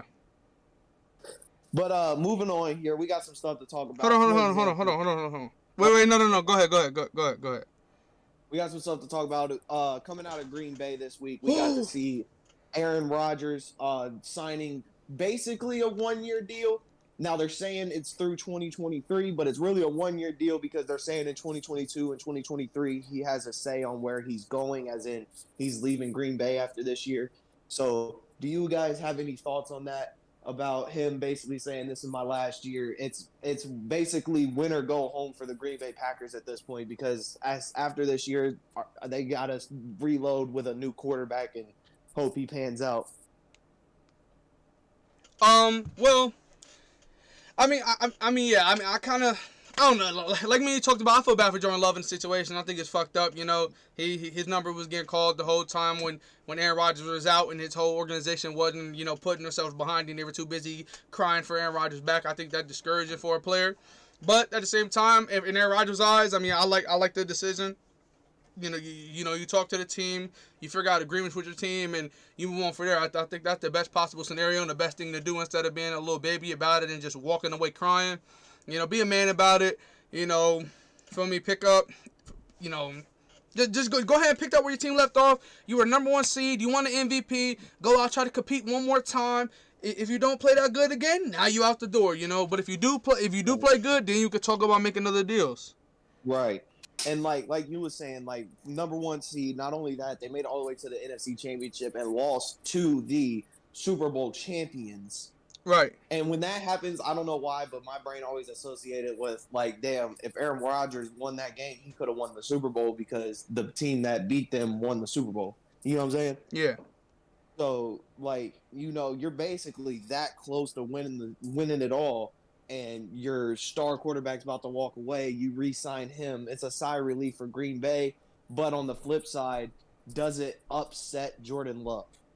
That's the part. Is it upset? Are you hurting your future by holding on to the past? And that's the part that, like, because Jordan Love, he's one of the most professional people in the NFL right now. He don't say nothing bad about I haven't heard him say anything bad about Green Bay. I haven't heard him say anything bad about Aaron Rodgers. He has all the like. If he came out and said Aaron Rodgers is a bitch and I fucking hate him, I wouldn't even be mad at him. Right. Like, he has all the leeway in the world where if he came out and said I fucking hate Green Bay and I hate Aaron Rodgers, nobody would, like, everybody would be like, me too. Like, I feel the same, bro. Like he's been so professional.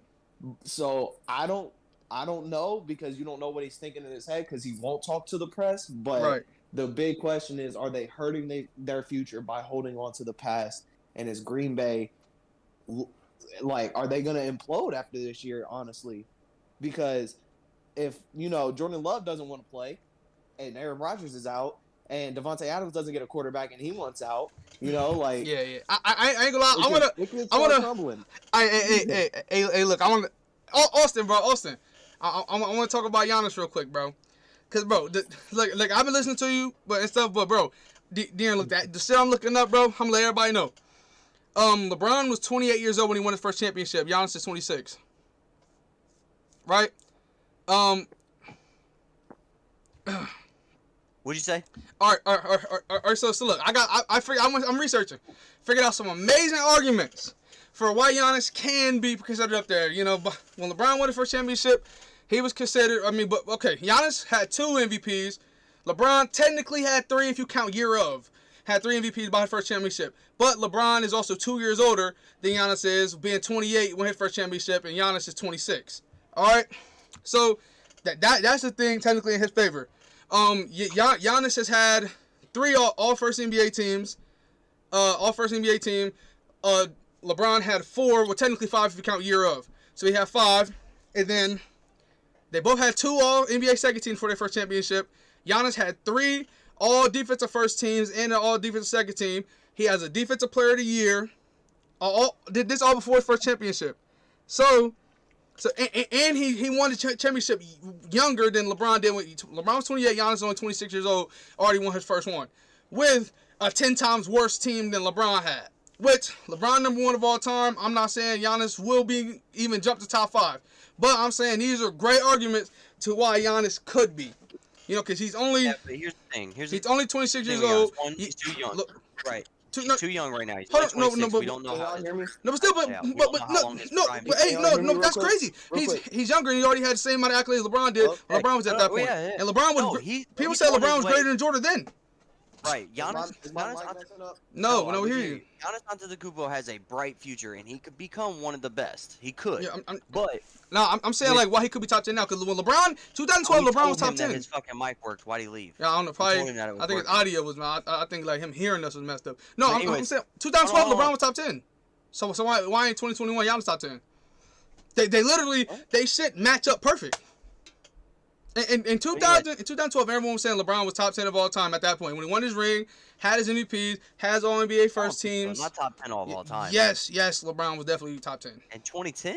2012 when he won his first championship. 2012 when he technically had 3 MVPs, he was top 10. Giannis is only 1 MVP off, has championship, has a final MVP, only has 2 less All NBA first teams, has 2 more All Defensive first teams, and he has a defensive MVP and defensive Player of the Year. Here's the thing. And he's 2 years younger than him.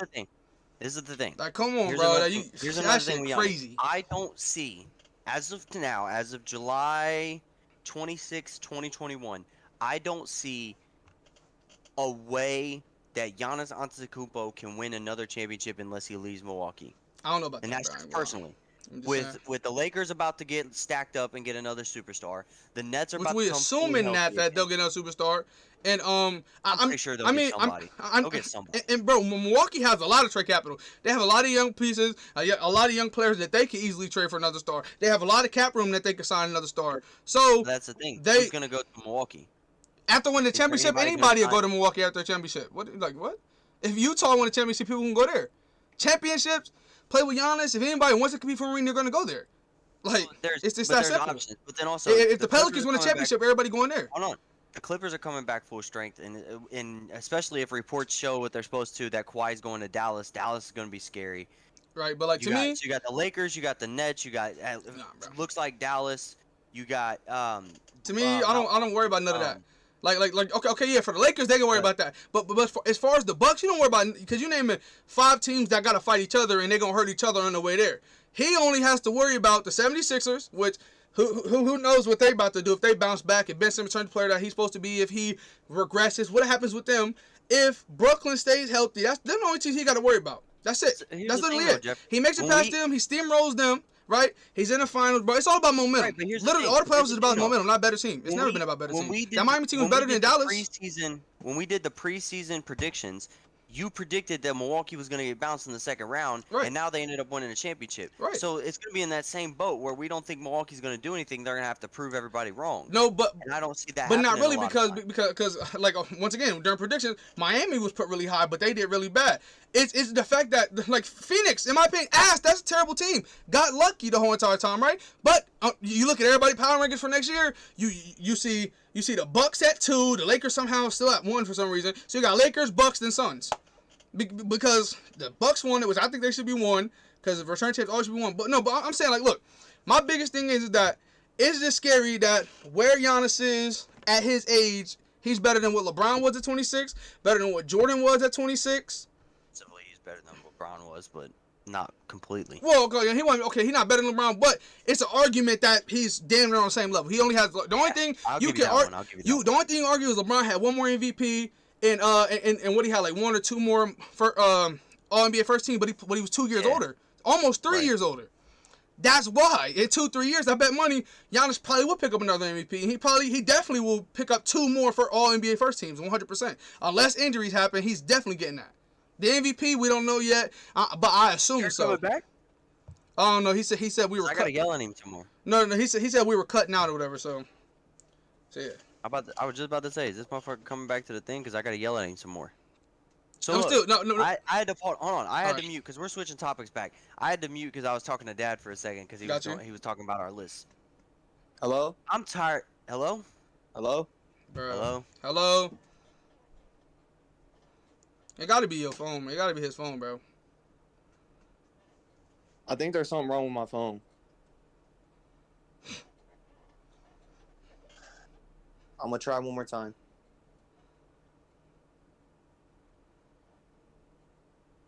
Always that motherfucker. He either late, don't want to do it, something's messing up. It's always that one motherfucker. Can you hear me? Yes. Okay, I think I can hear you guys. Go ahead. All right. So I'm tired of seeing this fucking disrespect of Adrian Peterson from this fucker right here.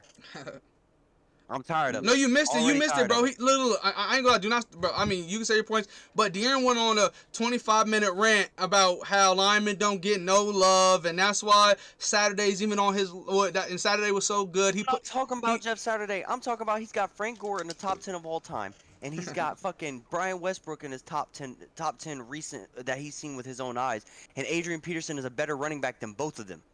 combined. With I've with already a torn ACL. I told you about both of those though. With Like, a I already gave surgically you my repaired point. ACL. I would take Adrian Peterson over Brian Westbrook or Frank Gore That's cool. any day of the week. Okay. Anybody the- would. the Anybody six- would. Even the 49ers six- the fans, six anybody on the would. second- You can yell at me about Frank Gore, but the 6 on the second list, I literally told you before I said there's literally just a huge bias. There's nothing going into it. It don't matter if it's biased or not.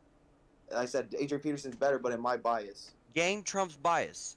Like Jeffrey even said. He said, look, I didn't put Peyton Manning in there at first, but I realized Peyton Manning was great. So he said he had to redo his list and put Manning in there because he forgot about him at the moment.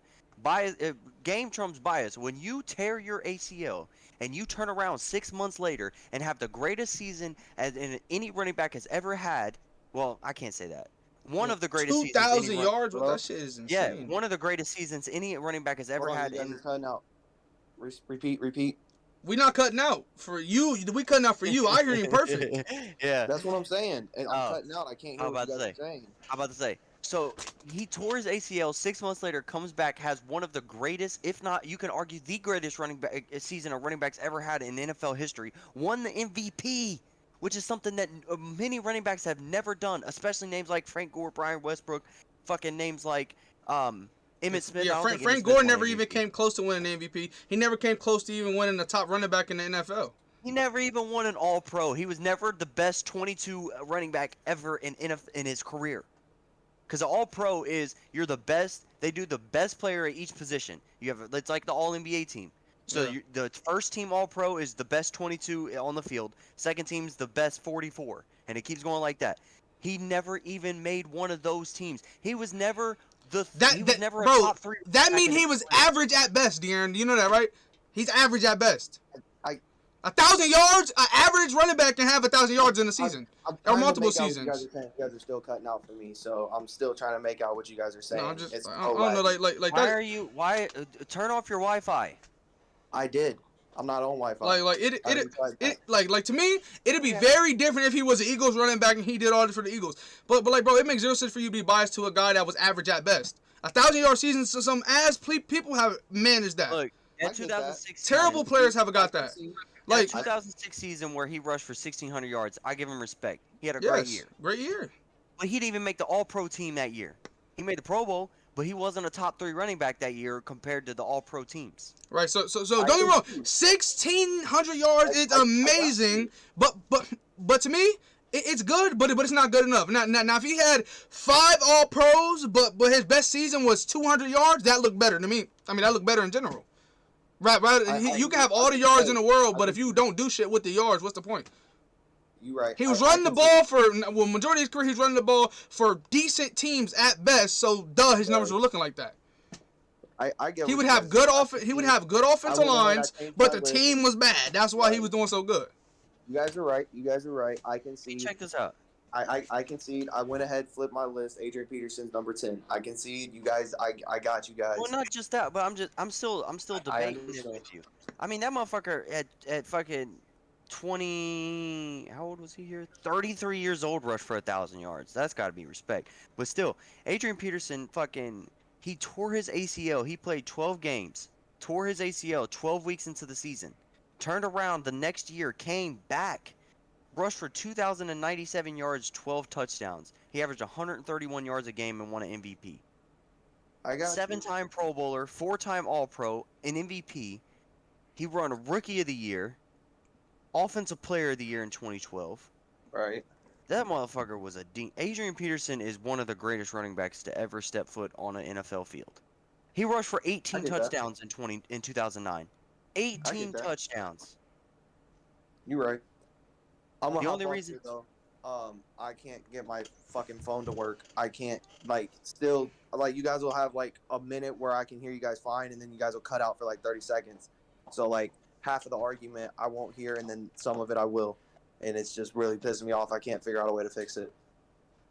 I've tried turning off my Wi-Fi. I've tried turning off, restarting my phone twice. That's why it took me so long to get back on. I restarted my phone again. I'm trying to find a way to fix it, and I can't. All right. I'm sorry, guys. It's on me this time. It's nothing else but that. All right. I'll see you guys later. All right. But still, we back at it. I couldn't fathom. And I mean, look, even if you got Frank Gore because he's got the 3rd most rushing yards in NFL history, it's even when you did the now top 6, and you didn't have Adrian Peterson on that list was just yeah. No, baffling. well, no. I mean, his top 6. It was kind of like that's why I wasn't mad at what he put. Besides him not playing Adrian Peterson was pretty bad. But I'm saying to me, it was the way I meant for it to be was basically the best players that I watched play. You know what I mean? To me, these are my so that's what I mean. Technically, but to me, Antonio Brown was a very good receiver. That's why I put him on my list. But I guess that's the only type of bias I have. But that's a player that's arguably really good. It wasn't I put a Brian Westbrook who was decent. At one point, at least AB had 2 or 3 seasons where he was arguably the best wide receiver in the NFL. If I did a top 10 of the players that I watched, because I didn't do that list with you guys, I'd probably be 1 Ray Lewis, 2 Tom Brady, 3 Peyton Manning, 4 Randy Moss, 5 Adrian Peterson. Probably be... we were trying to we were trying our best because at first I ain't put when I very first made my a couple days ago, for some reason I fucking forgot about Ray Lewis and Peyton Manning, so I added them to that list. That's the reason I made the list. So for real, my bottom 10 didn't have nobody on my first 10 at first, but then I changed it and put Ray Lewis and Peyton. I had to put them on there so but yeah. So if I'm doing the people that I didn't put in the top 10, then I'll probably go 1 Aaron Rodgers, 2 Drew Brees, 3 Adrian Peterson, 4 probably I'd have to go Gronkowski, 5 Tony Gonzalez, I'd probably go 6 Darrelle Revis, I'd probably go 7 Brian Urlacher, I'd probably go 8 Palomalu, 9 Ed Reed, 10 would probably have to go with probably T.O. Yeah, no, yeah, but off the top, I'd have to go back. Right, facts, yeah. I mean, if you want to do the research, then it'd probably be a different list. But yeah, but my thing is, to me, I thought I made a damn good argument, without any, with basically just my knowledge on top of my head about Giannis for him to be a top 10 player. But then when I went and did the research, it's actually scary to stack up LeBron James accolades for his first championship versus Giannis, and then all the edges that go to LeBron is the fact that he was older. That's not. But at the same time, I mean, don't get me wrong. I'm not saying Giannis is better than LeBron. Nowhere near. But to me, I'm saying 2012 when LeBron James won the MVP and then he went on to win his first NBA championship. Everyone put LeBron. People were putting that nigga in top 5, but he was at least on everybody's top 10 at that point in his career. I can agree. But here's the thing: if Giannis wins, give me 1 or 2 more, and I'll be on the bandwagon that he's one of the greatest of all time. Right. But okay. To me, one of the greatest of all time to me mean top 3. You one of the greatest of all time if you top 3. I think top 10 because you got to think there's been thousands of players to play in the NBA. If you're one of the 10 best players to ever do it, you're one of the greatest of all time. Yeah. I feel you. But yeah, to me, okay. So obviously, I guess it's who plays now, bonus or whatever. But at the same time, it's just like, to me, Giannis has really changed. Like he's changed the way teams got to play. How many times teams since like I think I would put Giannis as like I think Giannis is the second best player on the planet right now, as of today. He's the second best player on the planet. Right, I get you, but to me, he's number one because like. Well, because LeBron not in prime no more. So because everybody and their fucking mom now I've seen across every single platform saying Kevin Durant best player in the NBA, shit like that. Okay, you switch KD and Giannis. I don't know if that team wins it. They damn sure got a shot, but I don't know if they win it because I don't think his play style will fit the team because that team's literally made for Giannis. But still, I don't know. It's just like because Giannis's defensive impact is insane. KD does not play defense like him. You know, I'd probably go LeBron, Giannis, KD, Curry. Kawhi. I'll go Curry because if Curry had a better team, I'll go Jokic 5. But the crazy thing is, Jokic is not even mentioned, and that's the MVP. Yeah. No, but but at the same time, it's kind of like, you know, I don't know. He's one of, once again when Giannis won his first MVP, I wasn't talking about him being top 20. Like it was just. Like, cause to me, I love Derrick Rose to death, but Derrick Rose was a one-hit wonder. You know, Jokic could turn into that. Jokic could have this amazing little run, win an MVP, and then fall off. I respect Jokic. Don't get me wrong. I respect. Like, him, I love you. Like, I wouldn't have gave him that MVP. I don't think he had that great of a season to win the MVP. I would give it to Curry or Embiid before I would give it to Jokic. Nah, okay. My thing is, I think most deserved was Curry, but the fact that he lost in the playing tournament or whatever, that's the only reason why Jokic got it, in my opinion. But so yeah, those only two players I would have gave it to over him. But no, you know what I'm saying? Embiid Because had a great season and he had the best record in the East. Right? Yeah, no, I get you. What I'm saying, like Jokic. Okay, Embiid changed the game, but not like Jokic. Jokic, when he has the ball in his hand, you're scared to death about him doing a fadeaway, him shooting, him posting you up, and doing a drop step. You scared of him passing the ball. You scared of him shooting threes. Like, you scared of everything he has in his game. Only, like, and that was a Giannis impact. Obviously, Giannis don't have, like, to me, like, you watched a lot of playoff basketball. Giannis changes the shit out the game. Like, when Giannis went on the floor, the team was passing the ball a lot and stuff like that. People were arguing that they were better. But to me, that's just a little petty shit to do because everyone was saying they were going to lose to the Suns. But still, like, my main thing is Giannis changes, like, when teams play. I mean, we haven't seen a 2-3 zone ran since it was Dallas versus Oklahoma City.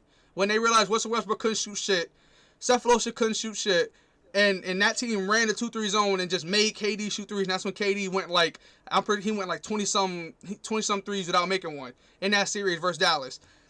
So that's the last time I've seen a team run a 2-3 zone until Giannis came in the NBA. Now that's all everybody runs. And he's still in. So Miami ran in the first round. They swept them. It got him the first time he went against it. This time it couldn't stop him. Like, he still went on. They swept him. Went against Brooklyn. Injuries happened, but injuries happened on his team too. Now, honestly, injuries happened on his team too. Right, but 100% honest, Jeffrey. Do you think if Brooklyn would have stayed healthy, do you think Giannis would have won that series? I mean, I'm just asking. I'm not giving you my answer. I'm just asking what you think. I mean, probably not. I'm be honest, not probably not. But at the same time, I think that's a more competitive series than Phoenix and Lakers if Lakers were healthy. Like, I think Giannis and them could have took them to 6 or 7 if they all healthy. Giannis and them all healthy. You know, I mean, I'll just be honest. But if Lakers fully healthy, I think the Suns might get one game because LeBron's known for at least giving up one game to teams. You know, that's it. I think they get one at best. But still, I'm like Giannis really changed games. I mean, when you was watching them go against Brooklyn, like, literally it was multiple. Like, they had to keep switching who was guarding him every single possession. It was somebody new. KD tried for a little while, 20 points on him in the first quarter. Okay. Oh, let's put Nicholas Claxton, since all he's gonna do is drive. Now he's hitting threes and hitting middies over him. Okay, let's put Blake Griffin on him. You know, you gotta change shit. You know, those KD had one player on him the whole entire series. That's the name that went quiet for this free agency period. We ain't really talking about Blake Griffin's a free agent after this. Yeah, but at the same time, he's to me, Blake Griffin's a piece that on the championship team, he boosts you. You know, he pushes you up, but he's not a guy to take a team that's like that could contend for the playoffs and push them over into a play. He's not that guy. He's not a guy that, you know, he's not putting Philadelphia in you know, he's not gonna take you add in Philadelphia instead of Dwight. He's not that extra push to put you in the championship. You know. Give me 1 second. Come on. Ah. Fuck. Olympics is on.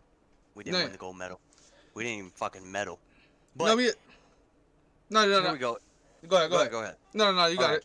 So let's go our own little route here. So, if you were the sole vote for the MVP for the NBA this year, who do you gave the MVP to? Okay, I ain't gonna lie. I was saying Jokic ever since. Okay, so me, like I said, I was saying Curry all season long until Curry didn't make the playoffs. As soon as Curry didn't make the playoffs, I said Jokic. So I would still give it to Jokic. But bro, if you take away that Sun series, if you just look at it from remember when they gave it to him, he was still in the Portland series, or he just won the Portland series. That was where he was at. Well, I think they were up like 3-1 or something like that. Whenever, ballpark, yeah. Yeah, like they were up like 3-1 whenever it got handed to him. At that point, yes, it was hands down him over everybody else. Like, thing is, I wasn't mad at none of the awards this year, not one. I thought the Sixth Man of the Year was very fair, and Jordan Clarkson, like, you know, both guards were hurt. We'll move on. So if I was the sole vote, obviously I already talked to you about this. I would give it to Chris Paul. That would have been my MVP this year. But still, at the same time, no, regular. I mean, I don't know. To me, season, his leadership and his game. Like, Chris Paul really showed himself in the playoffs. No. Bro, what he did is what he been doing. He took all the ass teams he's been on. He didn't win MVP no other year. Why the fuck is this year any different? He put up worse numbers this year. No. I'm saying he put up worse numbers this year than he did in the past with other city teams took him to the playoffs. So worse. No, I'm saying, like, he put up better numbers those other years than he did. I'm not saying this year was terrible, but like Oklahoma City, he put up better numbers. Then I could bet money he put up better numbers. And that team, in my opinion, was worse than that team. Right, but this was one of those years that KD, James Harden, Giannis, LeBron, Anthony Giannis Davis, was actually in the running for it, but yeah. Well, but I'm saying, but they weren't like the top dogs in the running. It was the first year that none of those names were up in that upper echelon. But Curry was still there. The top three was, like you said, Embiid, Curry, Jokic. Then it was Giannis, and then Chris Paul. Chris Paul was 5. Right, that's what I'm saying. I would have gave it to Chris because this is the year that I would have let it all pay out. All the work that he did his season, I would have given him the MVP just personally. Right, yeah. But to me, I get the 1 year. Right, this was the one-off year. Don't get me wrong, love him to death. He's one of my favorite players to ever step foot on the NBA court. But Derrick Rose was that one-off year. He had a great year. He had a good year. But if you really look at his stats lined up to a lot of people, it wasn't the greatest year in NBA history. Right, yeah. But it was one of those situations where the great players like Kobe, LeBron, they weren't at that top echelons for that year. And right, Derrick Rose snuck up and grabbed it. No. I get what you're saying, but like, okay, I get what you're saying, but at the same time, it's not like LeBron and them wasn't in the running the whole entire year. The players that were in the running were the players that got it. It's not like he was sitting at 5 and jumped up and got it at 1. No, he was sitting at 2 or 1 whenever he got it. Yeah. Chris Paul was at 5, and LeBron and them weren't even up there. LeBron and them were all at 10, 11, and shit like that. The guy who was number 1 was Curry, then Joel Embiid, then it was Jokic. So Jokic jumped from 3 and got it. So that's a leap. And then I saw Giannis was 4. But still, no, I get what you're saying. Like basically to reward his whole entire career. But I feel like Hall of Fame is what that's for. You want to reward Chris Paul's amazing career, him being a first-round ballot in the Hall of Fame is going to do that just fine. You know, not giving him an MVP over players that had amazing years. Yeah, but I would have still gave it to him. So, moving on, Rookie of the Year, I think we're probably on the same agreement. I'd have gave it to LaMelo. I think they got it right. LaMelo had a great season. All right, Sixth Man of the Year, you said you gave it to Jordan Clarkson. Yeah, there was no other, besides your Derrick Rose bias, no player did what he did. Donovan Mitchell was hurt majority of the year. So was Mike Conley. And he stepped in, and that team became number one seed in the West because of him. There's no six man. There's probably never been a 6 man to do that before. I probably would give it to Jordan Clarkson. I'm trying to rack my brain and think if there's anybody else. The person that came in second was Derrick Rose, and he had 2 votes. I probably would have gave it. I don't know. No, I couldn't have gave it to D Rose. Yeah, I couldn't give it to D Rose. I know, but don't get me wrong. D Rose had amazing years as well. He went to the New York Knicks, who were around 8 in the playoffs. He stepped up, but also that's when the rookie quickly stepped up too. But still, they wound up jumping all the way to 4? No, 4. You know, but they were already in the playoff hunt before he got there. But still, Jordan Clarkson. You know, everybody say the West is the most dominant conference in the NBA, and both of the best players. Well, I don't know. Both of the best offensive players on the team got hurt, and he stepped up and led the team to the number 1 overall seed. in the West. Right. Yeah, I probably would have gave it to Clarkson. I really don't see anybody else that would have won the Sixth Man of the Year. So who do you give most improved player? Christian Wood. I don't know. Like, but I like that one. I love Christian Wood, but I mean, I'm not mad at Julius Randle. I mean, former Laker, you know, and also his team was the fucking 4th seed. He was the best player on the team, and before him, where were they at? God knows where. Yeah, right. You know, he went from relatively nothing to all-star. You know. Yeah. And who else did that? Giannis won it. You know what I mean? So it's kind of like, to me, that's the biggest. Christian Wood had I love what Christian Wood changed. I love how he changed, but at the same time, it's kind of like he's on a worser team. You know, he's on a like, you know, so that should happen. Yeah. So I gave it to Julius Randle. You said Christian Wood. You would have gave it to. No, Julius Randle. But I'm saying I like the argument of Christian Wood. I don't like the argument of Jeremy Grant. I don't like it. But all right. So DPOY, who'd you give that to? This regular season, I don't know. I wouldn't disagree because the guy who was in the running for majority of the season got hurt in Anthony Davis, and then Giannis was number 1, but then somehow Rudy Gobert got it. So I think that was a snub. But at the same time, I'm not mad at it. He's a great defensive player. So you got it fixed? I fucking fixed it. I rebooted the Wi-Fi and it's working pretty well. That's good. No, yeah, like I don't know, just I feel like okay. I know everybody like, oh my god, he's all over Giannis now, but no, I think Giannis' defense this year was actually insane, and I think Ben Simmons was another guy that had amazing defense this year, you know, but yeah. But I think if I was giving out the DPOY award, I mean, yeah, Giannis is up there. I wouldn't have gave it to Rudy. The best defender. Okay, if we talking playoffs, it's Ben Simmons in my opinion. Plus, I mean, but Ben Simmons was all defensive first team. So I really like when I saw all the defensive first team. I was like, bro, he got to win defensive player of the year. I was praying that he won it, but obviously he didn't. But still, I was praying that he won it, bro. And I was praying that Draymond didn't. I probably would have gave it to Giannis. Yeah. But at the same time, I'm not mad at Rudy Gobert. We're documenting this right now. I do want to make this statement before we move on from topics. It is July 26th, 2021. Okay, we're going to report back to this in years later. DeAndre Ayton is going to win either an MVP or Defensive Player of the Year. I see that in his future. I don't know when. I don't see no type of MVP, but I definitely can see. I'll see. I can see a ring before any of those. I can see a ring before any of those. I think that, and then also, I'm calling it now, calling my shot. Jonathan Isaac is going to be a Defensive Player of the Year award winner. Yeah, definitely. But here's my thing. What real defensive impact did DeAndre Ayton have? He had 40, 30 something. He had 50 dropped on his head in the finals. That's not defensive MVP worthy. But he's guarding somebody that's a lot more athletic. When you look at the series, but I mean, still, Rudy Gobert holds his own against fucking LeBron and Giannis and all them, and he won it for a reason. Giannis holds his own against Kevin Durant and LeBron whenever he's on them. If you look at every other playoff series that he played in, no big man averaged more than 15 points against him. No, but I'm just saying, like, bro. He had the most rebounds out of every. He averaged the most rebounds. But okay, rebounds is 5% of it. It's steals and blocks. That's the. If you average over steals and blocks, no. I know it means a lot, but if you average 0.1 steal, 1.0 block, 11 rebounds, you're in like 4th place. I think Rudy only averaged like 1.5 blocks. He averaged like 0.8 steals, and then he had like 14 rebounds per game. Right, yeah. But DeAndre Ayton is, I mean, I don't know. He just burst, like, I don't know. To me, MVP, hell no. He averaged 14 points per game. That's not MVP ever. 14 points per game. 14 points per game. You're saying he's a future MVP. So Blake Griffin gonna win another MVP. Blake Griffin gonna he gonna get an MVP too then. I mean, Blake Griffin, there was talks for a while. No. I'm talking about before he retired, he gonna get one. Like, he ain't gonna get one. Then neither is DeAndre Ayton.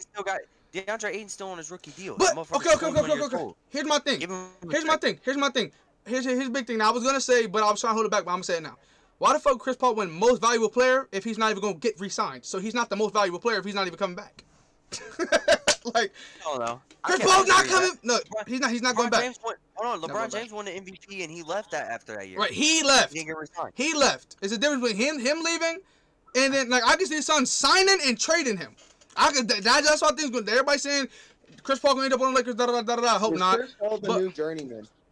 he's been a journeyman. He's like what? He's been on multiple different teams. I mean, after He's he not- left the As of Clippers- lately, he went from New Orleans to L.A. and played like No, 5 years the in New whole, Orleans, like 6 years the in whole, LA, and now he's going everywhere. no. The whole thing about Chris Paul is the fact that he's been traded to and went to terrible teams and made them good. So like that's the whole point of his career. So he's been technically I'm not gonna say a journeyman like guys like fucking Jeff Green and shit who's been on 14 different teams, but he's definitely a guy who's been on multiple different teams. That's like literally Chris Paul was on one team. Obviously I think he would have. I don't know if he had more accolades, but his story would be totally different if he was on one or two teams. He's known for going to terrible teams and turning them around. Yeah, turning them completely around in Like, 1 year. I mean, I'm gonna be honest. If Chris Paul didn't get hurt, what was that? 2018 in the West Conference Finals with Houston, that could have been a ring. Maybe. Like, That could have been a ring. That I don't Cavs know. team was ass. Well, no, right, but James Harden had a very bad track of disappearing in important games. No. James Harden was hooping. James Harden was hooping the whole playoffs. They literally lost because Chris Paul got hurt. And Clint Capella got hurt. You take away them injuries, they would have been Yeah, but perfectly the finals fine. is different. The finals is different. Is a different animal. We don't. I mean. Oh, James Harden's never played so in Chris Paul not gonna go crazy. Chris Paul by himself would have been good enough. And James Harden is the better finals. than You Devin think he would've Booker. been good enough by himself? No, See, that's different. I'm just saying James Harden would have did more. I mean, James Harden's on the same level in the playoffs as Devin Booker is. Like, so Devin Booker's prime level is when James Harden's slacking. Because I'm not saying Devin Booker's bad. I'm saying James Harden's just that good. I'm gonna be honest. James Harden's a fucking dog. So. Yeah. To me, it would have been the same. Clint Capella he gives you the same shit DeAndre Ayton does, and that's he never won an MVP or a Defensive Player of the Year, and he's a better defender than DeAndre Ayton by far, and he puts up the same amount of numbers as him. I disagree, but I Bro, DeAndre Ayton averages more rebounds than him. I mean, Clint Capella had more rebounds. He's way better lob threat. That one crazy lob, but still, every single play is a lob to fucking Clint Capella damn near when Trae Young is on the floor. But still, Clint Capella better than DeAndre Ayton, respectively. Right now, he's better. In Austin, what I was saying was, I'm looking at Chris Paul's stats. He played 6 years in New Orleans, then played 6 years in LA, and then 2 years in Houston, 1 year OKC, 1 year Phoenix. That's what I'm saying now, because 2018 to 2021, he's been on 3 different teams. Yeah, bro. We agree, but no, but what you're not getting is, bro, if you take all that away, he was on New Orleans his whole entire career, his career would be totally different. He wouldn't be looked at as one of those, I'm not saying he wouldn't be a great, but he wouldn't be looked at as one of those great players that really you could put with any team and he gonna change them. That's Chris Paul. We can put Chris Paul on the Wizards right now, that team 10 times better. You put him on a fucking Magic, that team gonna make the playoffs. Like, that's Chris Paul.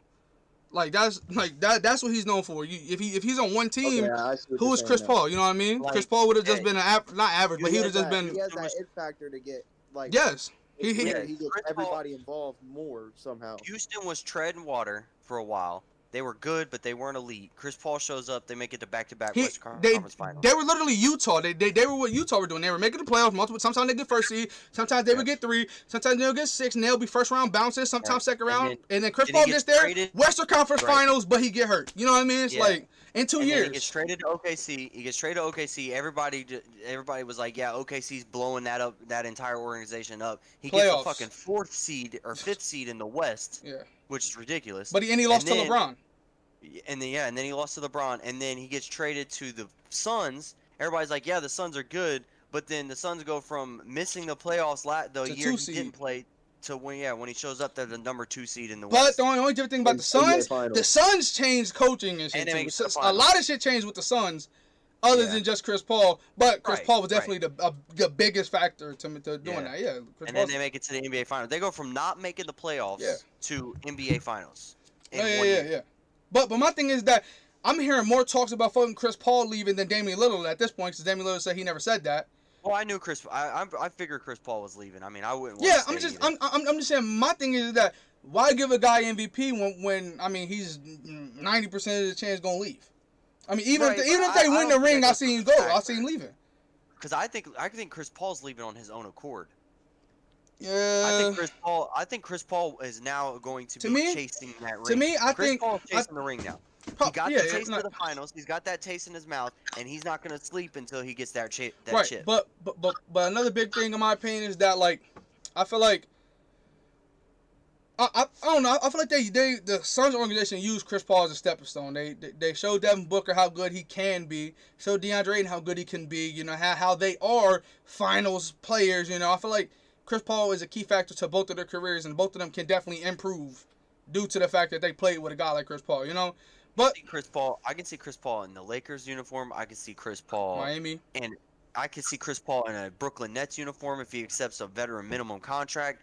Maybe Miami, but I wouldn't go to Miami if I was him. I could see him in a Dallas uniform next year. Wouldn't work out, but you could see it because like if they get Kawhi, well, even if they don't get Kawhi, I mean, but Luka's too on ball dominant. But you know, but did y'all see what Luka did? Luka dropped like 58 points, 48 points, something like that. Maybe we can see Chris Paul in a Utah Jazz uniform next year. Maybe they let Mike Conley walk and try and grab Chris Paul. Yeah, that wouldn't be a bad move for Utah. Is Mike Conley's fat ass contract up yet? Yeah, he only made $11 million.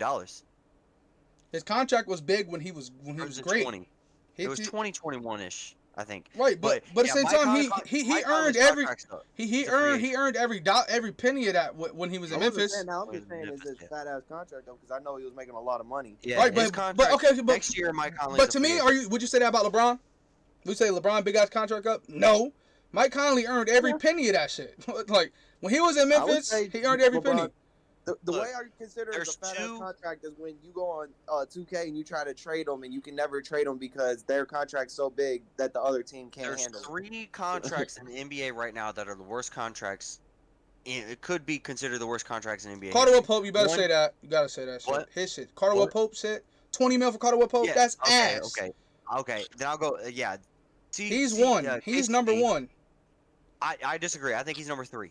No. Number 2, in my opinion, is Kemba Walker, who's better than him, and puts up more points than him. Gives more value to every single organization to him. Like, that's worse. Number 1 worst contract in the NBA right now is Al Horford. Al Horford's making $26 million to do absolutely nothing. I can see it, but some teams give guys like you said, he has experience, shit like that. But yeah, that's definitely terrible. But to me, I'll take Al Horford on the fucking Lakers or Cardaway Pope. Like, what the fuck? I'll take Kemba Walker over Cardaway Pope. Like, what? Like, what? KCP had some good moments. When? But they said Adrian Wojnarowski. No, I'm dead ass. Like, when? He was good on the Pistons. Adrian Wojnarowski said that every single trade that the Lakers have been discussing has involved Kyle Kuzma and KCP. Yes, I know. And the reason why, because, bro, with KCP's contract, I ain't gonna lie, you know KCP contract, you know who all that money gonna go to, though, because Lakers are fucking idiots. Every single penny of that is going to Tyler Horn Tucker. I promise to God, every penny. That $20 million contract is going to go to, but I'm not as mad at that. His team doesn't get traded along with him. I mean, we technically don't have to. I mean, he's not on the team right now. We have to sign him. We have to re-sign him. So I'm saying we're gonna use that money to re-sign him. How come if the players are doing absolutely dog shit like KCP, how come they can't restructure the contract and give them less money? Because who's gonna do that? If you're telling me if you make $25 million and you have a bad year and the team comes up to you and says we're taking that $25 million away from you, you're gonna be like, okay, no, I'm like, fuck you, pay me. Then they cut you. Then you owe the money. Then you're still paying me. Is it fully guaranteed like yes, the NBA is guaranteed. Yeah, that's why. That's why you can do that. You pay me. That's why. But why do you think Oladipo has been traded so much? Because every team is like, you not doing shit to earn $25 million. I ain't gonna lie. So you gonna go here? They like, oh, we love Oladipo. He gets there. You gonna pay 12 games out of 72? Who else wants Oladipo? Nobody wants. No. Oladipo's in trade talks right now. Miami wants to try to get NBA player. You have 2 days. If you cut an NBA player, you have 2 days. If they get signed within those 2 days, you don't have to pay them. If they don't get signed within 2 days, you have to give them every penny that you told them. So you know what guys do though, right, Darren? They're gonna wait till day 3, then they're gonna sign to all the offers. That's what everybody does. Yep. So you can't like it's dumb, but here's great news. Guess who's number one? Guess who's number one in getting DeMar DeRozan right now? Wait, go ahead. Hold on, that's the difference. So the whole contract's not guaranteed, but that year's guaranteed. So if KCP gets cut, the Lakers he gets paid don't owe $20 him. million for 2021 Yeah, or whatever. Yeah, exactly. He'll make the $20 million, but then after that, he doesn't make the $20 million anymore. right. But So the MLB, if you get cut in the MLB, yeah, you they get have every to single pay penny the that you signed your entire name contract. on. Yeah. But in the NBA, it's only that for that season. But but the team in number one running for If you're picking thinking up like the DeMar Lakers- DeRozan, you get is the Lakers. The Lakers want to pick DeMar DeRozan up, and sources I saw Woj had posted that they want to Kyle Lowry and DeMar DeRozan want to reunite. So basically, Kyle Lowry saying wherever you end up, I'm going there too. So that everyone's saying If they get them on vet deals, on vet min deals, that's a good sign. No, I wouldn't sign. I mean, it's love better than DeMar what we DeRozan. have. It's better than what we have. I love DeMar DeRozan. It's better than Kyle Kuzma and KCP. I wouldn't sign DeMar DeRozan for more than $10 million. Nah, a lot of people are saying okay. Nowadays, Michael Jordan. And I wouldn't sign Kyle Lowry for more than. Look. Okay, that's good and all, but Kyle Lowry has a ring, with ring experience and being a top player getting a ring. No other player on the team has that. And anyway, I'm just saying. Look. Here's my biggest thing. It's gonna be trades to get them. It's gonna be like I bet money it's gonna be 2 signing trades. San Antonio's gonna sign and trade. No, I'm saying the both teams are gonna sign and trade them to us. That's what's gonna happen. Not necessarily, because they could both sign for veteran minimum deals. You Right, give but them both $2 million a piece. But at the same time, Memphis wants both of them is willing to pay them both at least like 18. So yeah, but then you're not passing that up. Right, but if DeMar DeRozan goes, okay, I can make. I mean, I'm not saying he's going to, but I'm saying he could. He can say, yeah, right. But no.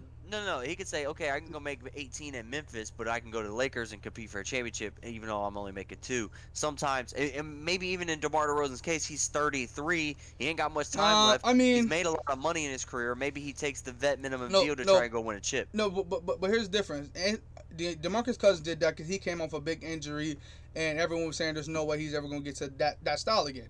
DeMar DeRozan's the best player on his team and was just playing in a playing tournament. You know what I mean? Ray Allen took a pay cut to go play with Miami to win a championship. DeMar DeRozan and Kyle Lowry. And Kyle Lowry could be the same thing. Kyle Lowry's 34 years old. Y'all remember the game of De'Aaron. Yeah. No, he is my friend.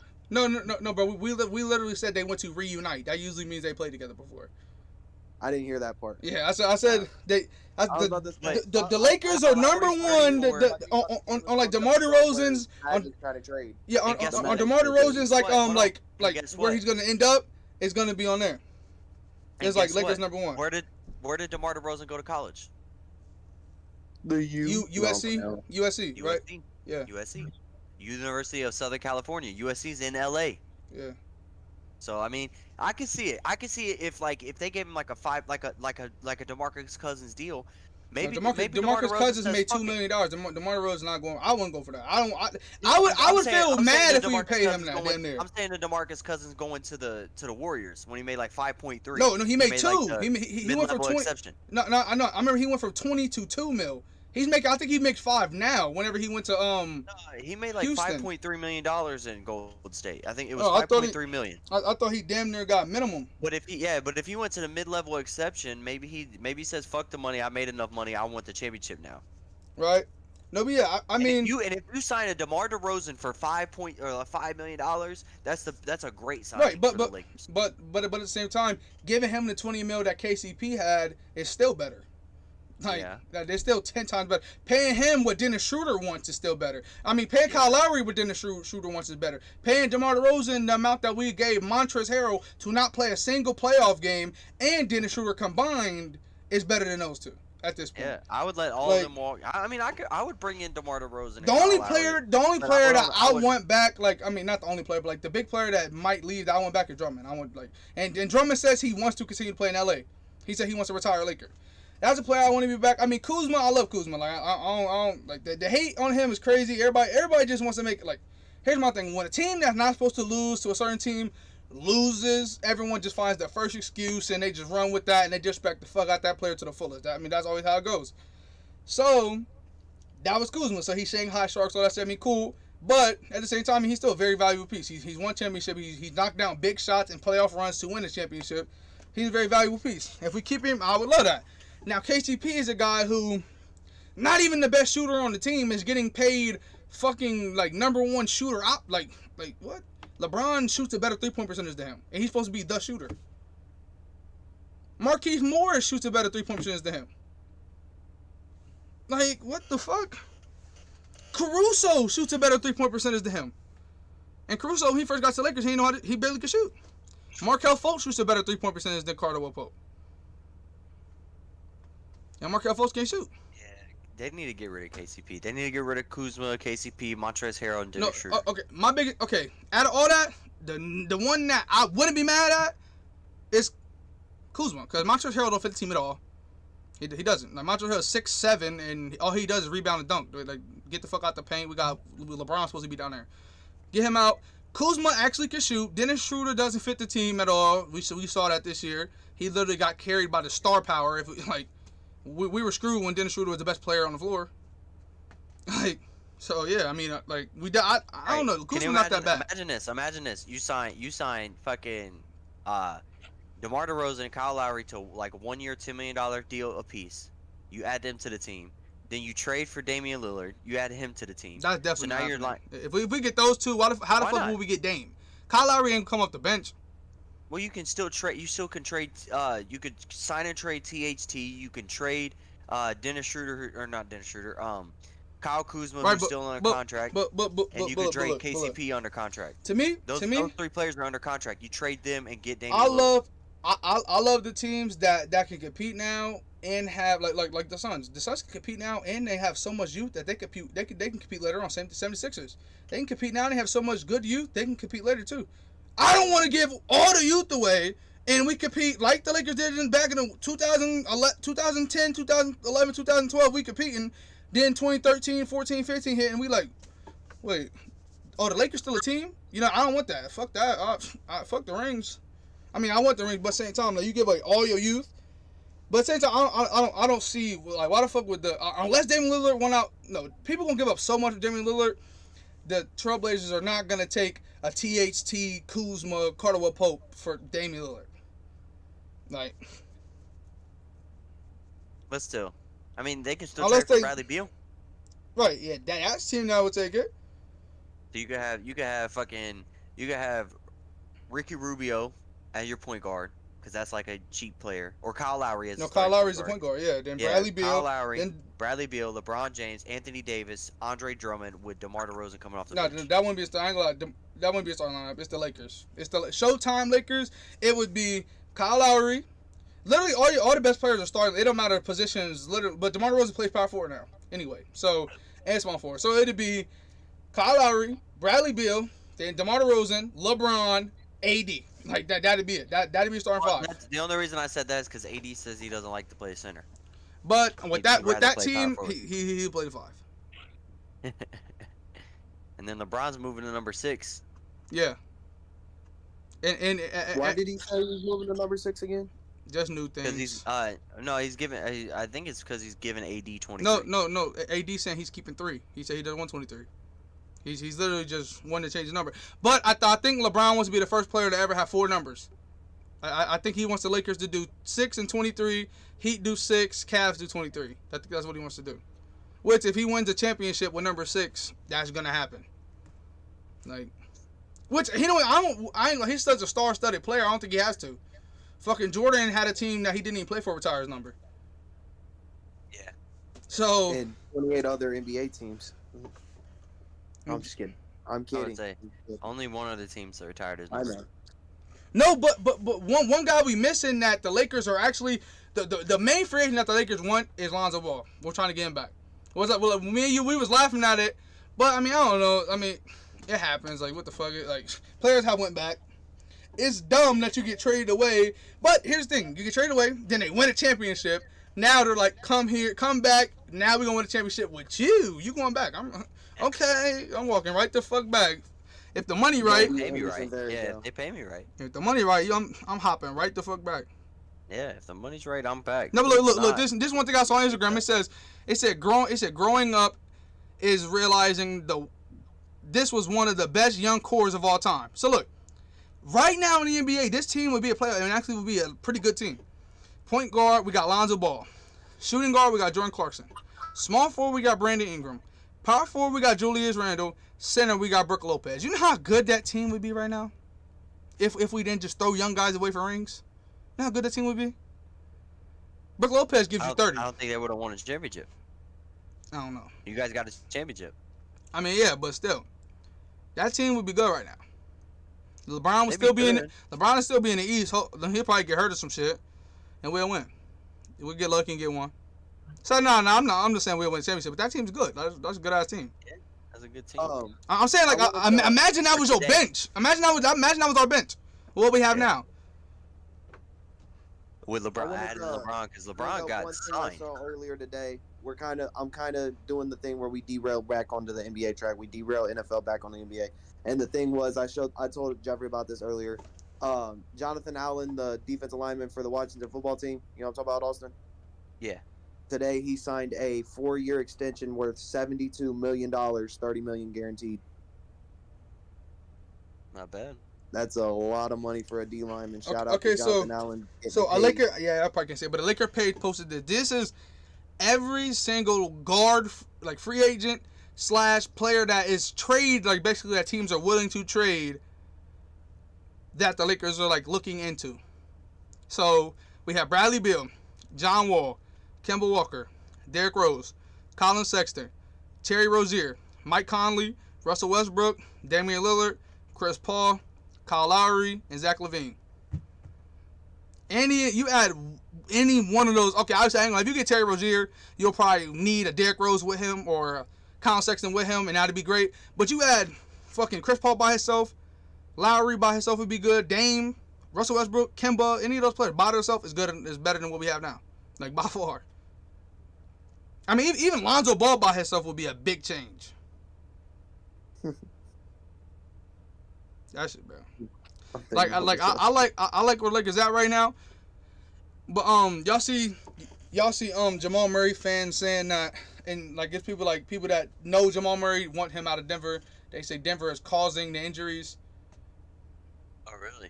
Yeah. I haven't seen that.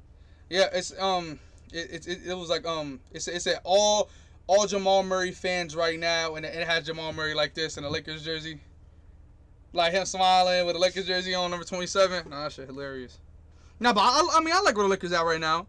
Obviously, if we, like you said, if we had Lonzo Ball on them still, we wouldn't be in this position right now. That we could sign damn near any free agent or trade for any player, and be in championship contending once again. I don't know, because both of them, Julius Randle and Brandon Ingram would have had new contracts that you would have had to sign. Yeah. They would have wanted a lot of money. So I don't know if you'd be in No, we would have been afforded that. If we can afford LeBron and AD, we'll be able to afford Julius Randle and Brandon Ingram. That's true. Yeah. That's true. No, but yeah, not, bro. That's crazy that y'all just let Julius Randle walk. Mhm. That's crazy. I mean, like the other ones were traded, and you guys just let Randle walk. Yeah, but you kept Kuzma. But no, Randle was like a 12-point per game. Like he wasn't nothing. Like at the time, but he was better than Kuzma. Wait, Kuzma didn't even play with Julius Randle. Julius Randle was already gone before we got Kuzma. No, yeah, true. No, I'm just saying, like, no, but Kuzma fit the team at that time, because when we got Kuzma, we had LeBron James. All you need around LeBron James is shooters. What could Kyle Kuzma do? Shoot the ball. At 6'10", he could shoot threes. He's 6'10", so he could rebound, play a little bit of defense. That's all you need around LeBron. Some people to help rebound, shoot threes. That's all you need, and a little bit of defense. Like Kuzma literally does what Kevin Love did when Kevin Love started falling off. That's literally what Kuzma does. Oh, one thing we forgot to talk about, Austin. Did you see Texas and Oklahoma want to join the SEC and they're done with the Big 12? Yeah, I did see that. They're basically saying the Big 12 is about to get dissolved. Yeah, and the SEC about to be probably the biggest conference in college football, and you know why? Did you see what Nick Saban said about the sophomore quarterback they got? He hasn't. We all know this. Sophomore quarterback, Austin, he hasn't played a snap for Alabama yet. Not one snap. I've never seen him in uniform before. I've never seen him. He already has 7 figures in money from that he's made, and he hasn't even had a snap yet. 7 figures. So Texas joins that, You know, in the SEC, we're making money. I'm going there. Everybody, all 4 and 5 star commits is going to choose those schools in the SEC because that's where the money's at. So that's why, bro, everybody gonna go there.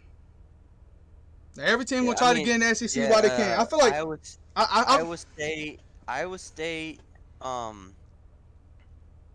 Damn, I don't know if I saved it, but it was something. It was something saying, bro. It's probably gonna turn into like 4 different conferences in that's it. Kansas State, and Iowa State have all inquired about joining the Big Ten. Yeah, no. I saw something. It's probably only be like 5 conferences across the whole college football. It's gonna be SEC. The playoffs. Yeah, it's gonna be like SEC, then the Big Ten, but it's obviously gonna be Big 16 or some shit because it's gonna get better. I'm gonna get bigger. The Pac-12 gonna get hella big, like get way bigger. I saw all, like us get like us. I'm not there, but you know I saw them get bigger. The Big 12, I know they were gone. Another one, the ACC was gone. The Clemson was in the Pac-12. That was weird as shit, and so was North Carolina. They were in the Pac-12. Wait, because both of those are ACC, right? Clemson's ACC, and so is North Carolina. Yeah. Yeah. They both were in the Pac. They both were joining the Pac-12, and then yeah, like it was only like 5 conferences across the league. Cincinnati joined the Big Ten. They joined the Big Ten. So did I think Memphis. So yeah, basically people are predicting that we're only gonna have like 5 conferences across the whole college. That's in all sports because of the money and stuff. Which I wouldn't be mad at that. I feel like it's gonna be but I think regular seasons will have to be longer, right? Because there's more conference games. You put them up. If you got like 16 people, that you play 8 this year, 8 the other year, yeah. Yeah. But it couldn't. But this, I don't know. It'd be lit if it got longer, because college football is more entertaining than NFL at times, bro. But yeah, did y'all see that Aaron Rodgers is going to report to? Yep. Yeah, we were talking about that while you were muted. Yeah, so he signed the weird deal that he has to play this year. Then the next 2 years is up to him. Which the way that Ian Rappaport explained it was he signed the deal is through 2023, but after 2021, they said in 2022 and 2023 he has a say on where he goes, which is like I think kind of like a Matt Stafford thing where he'll decide where he wants to get traded. Oh yeah, and did you see the trade today? Valanciunas was sent to the Pelicans for Steven Adams and Eric Bledsoe. Were sent to the Grizzlies. The Grizzlies picked up, I believe, the 14th overall pick, and then the 41st overall pick. And then the Pelicans got Valanciunas with the 17th overall pick and the 51st overall pick. No, 50th overall pick, I believe it was. So yeah. But once again, Eric Bledsoe, he doesn't fit no team in my eyes. I mean, he's literally a 6-foot Ben Simmons. He can't shoot. He can finish at the rim really well, but he's 6 foot and he's pretty good on defense. So I mean, he didn't fit. In a few days, man. Thursday. Yeah. Wait. Oh yeah, De'Aaron, can you hear us? Because I remember De'Aaron had got off whenever we talked about it. Oh yeah, and Austin. By the way, Oregon's recruiting is going amazing. Literally the number 1 overall player and for basketball in like the 2022 class has us in his top 3. So, and we already got the number 2 overall point guard in 2022, and he's a 5-star. And football, everybody already know how our recruiting looking. Like we literally had like I remember on the 4th of July I told De'Aaron whenever we was all together, we signed like 4 or 5 stars within a week. Like in a week span, 4 or 5 stars coming into Oregon. Say we're from fucking Texas. One was from Texas. One was from New York. Like that's far as shit. To Oregon, that's crazy. But hey, I mean Ohio State and Alabama get guys from there, so why can't Oregon? No, right. No, yeah, De'Aaron, I don't know if you heard, but April, so the 29th, so Thursday, I believe is the it's Thursday, right? The 29th, yeah. So it's the the NBA draft. Yeah, I saw that. Yeah, no. I was saying because we want to stream it this Thursday. Okay. So me all said we were both gonna be on here. Thursday. But yeah. So we definitely get to that. But and once again, it's not as long. Wait, is the NFL draft just the first round? I feel like even that feels longer than the NBA draft to me.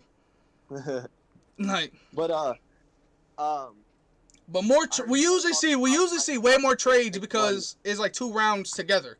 It's usually way more trades than like the first round of the NFL. So should be lit. Like we can see the Lakers pick up some shit. We can see if Detroit trades they pick something like that. That'd be lit. Right. No, but hey, their draft class is pretty deep, and there's a lot of good forwards going to be available at 14, and now Grizzlies have 14. So Ja Morant can add, even though he lost the second best scorer on the team.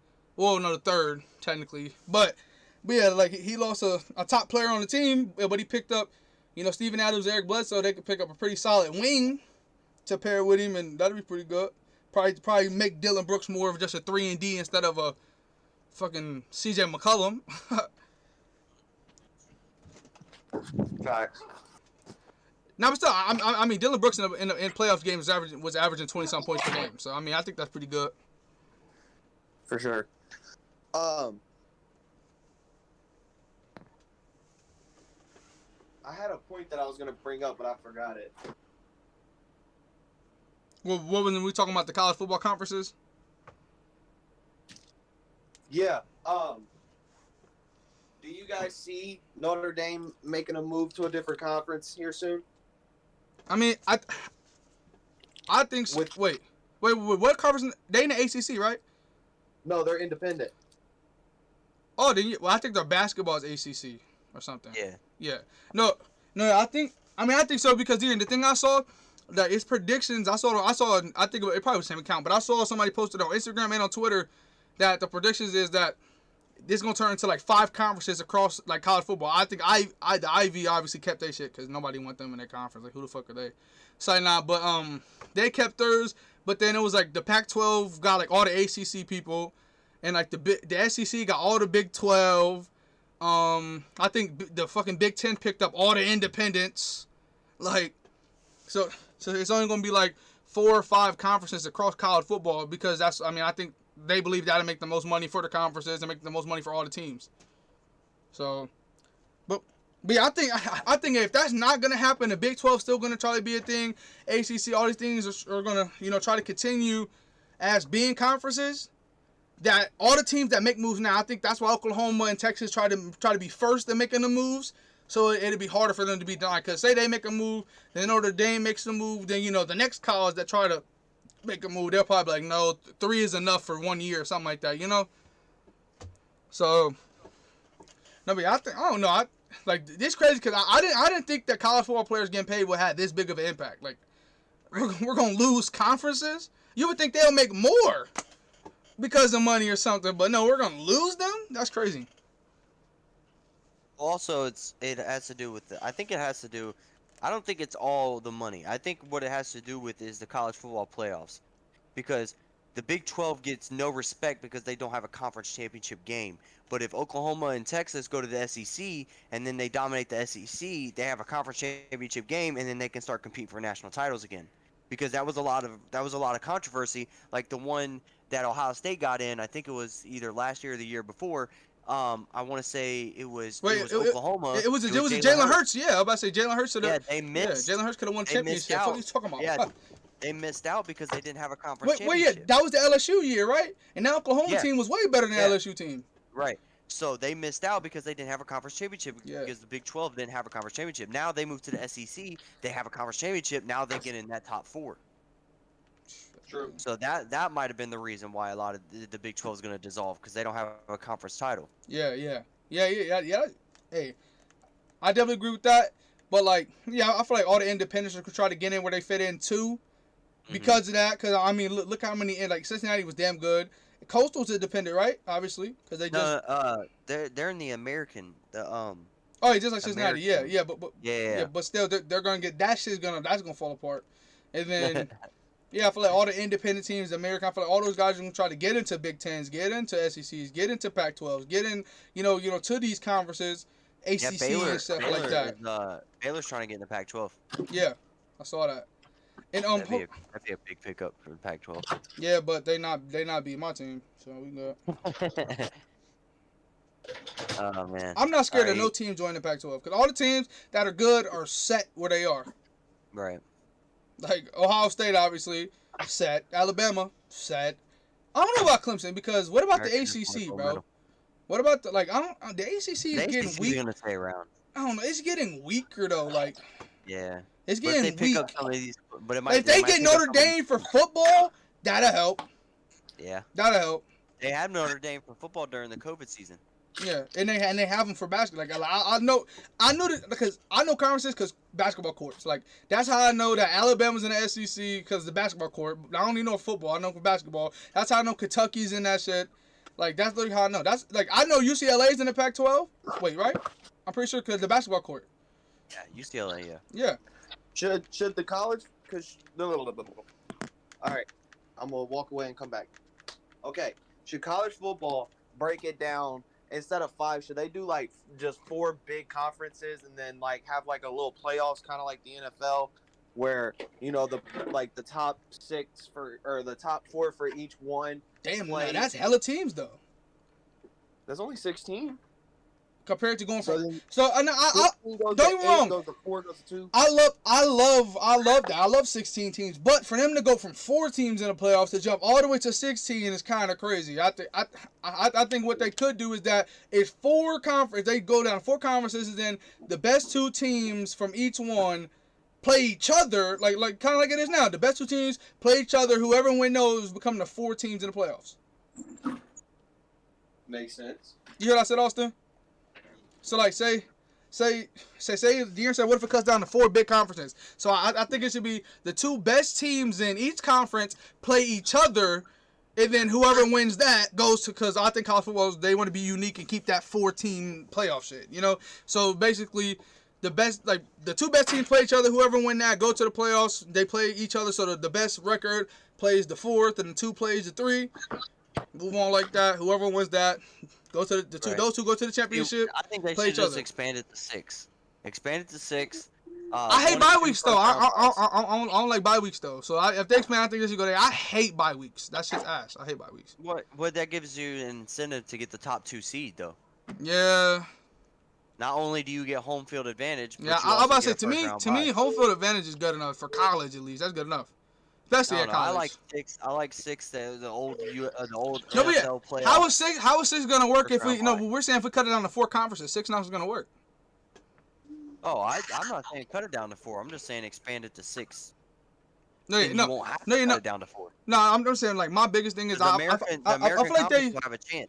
If you expand it to 6 teams, American Conference is gonna have a chance. These other conferences are gonna have a chance to get in because there's 6 teams that get in instead of just 4. My thing is, fuck. If you don't got to like the American Conference week, have them join other cause like the teams that they just disband that whole shit. Big 12, so like you said, should have been like their best 2 teams is leaving. Yeah. So they should disband that.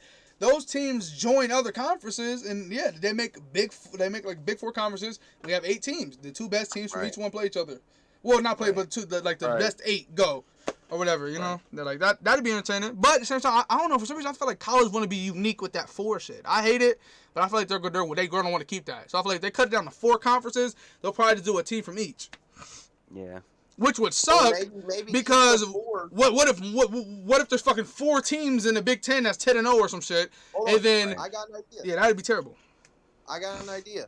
Make it the 4 conferences. Keep your rankings where you go the top 25. The best 4 make it, and then the 6 through 8 have a little. Well, no, the best 2 make it, and then 4 through 6 have like a little play-in tournament.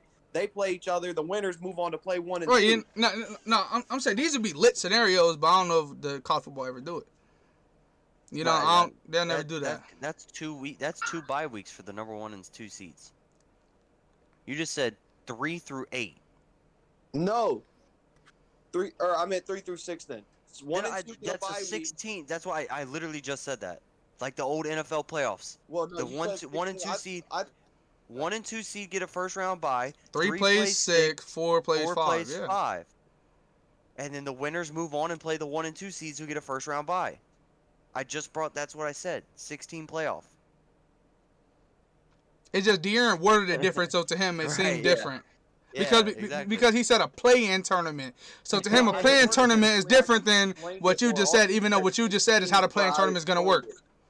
Right, but like you can still like do instead of like doing rankings, like maybe you can do conference play. Like 1 and 2 make it, and then out of the conferences, the conference winners. But like if you're in a conference and you're the number one, like you're it's number just one like in the nation. I don't know. College football just don't seem fair to me at times. It's kind of like it does seem fair because at the same time, like when they have like conference championships, that's the best team in the conference. But that would suck if like this conference has 2 teams 10-0, 1 9-1, and that 9-1 would have been 2 or even 1 in any other conference, but they miss out on the playoffs because they went 9-1 because the other 2 teams went 10-0. That's just so I feel like I don't know if that or let's say 3 teams somehow end up being 10-0. Those 3 teams should I don't know, the 2 and the 3 should play each other, and whoever win that move on to be the 2 seed or some shit like that. But since then, that won't happen either. Well, if you do 8 conferences, kind of like how they do it in the NFL and stuff, you can do 2 divisions, make it like East and West, and then do 4 conferences in each division, and then we can do it that way. Yeah, I can see that. You know what I'm saying? To where now there's not going to be as many undefeated. Like, there'll still be undefeated teams, but it's not going to be 10-0, 10-0, 9-1. It'll probably be 10-0, 9-1 because it's a little more broken down. Yeah. Because they have like 8 to 10 conferences now. But I'm saying instead of just being scatterblasted. To me personally, I feel like you cut down on less 10-0s by making less conferences because there's more good teams in a conference. So there's no like if Cincinnati if Ohio State has to play all the Big 12 teams. They might not be 10-0 because one of those teams might be good enough to beat them 1 game that year. You know what I mean? Like, but if they're playing if Ohio plays, Oklahoma 10 times, Ohio State probably not gonna blow them out all 10. They'll probably get the 1. So Ohio State might be 9-1 that year. But let's say Oklahoma that year goes 10-0, Ohio State's at the playoffs. But we all know that was one of the best teams in the whole entire college football. That team was better than fucking Oregon, who went 9-1, but were the number 2. Right. That'll suck. Right. And if they do the conferences like we're talking about, they'll break it up into where you play people around you. So then Ohio State might end up playing like Toledo, Ohio, UC, what I said, it'll be a cakewalk. What I saw, like it was like Cincinnati. Like basically, I think the whole American joined the Big Ten. Like every single American, and I think like majority of the independents joined the Big Ten too. And then ACC joined the Pac-12. And then the Big 12 joined the SEC.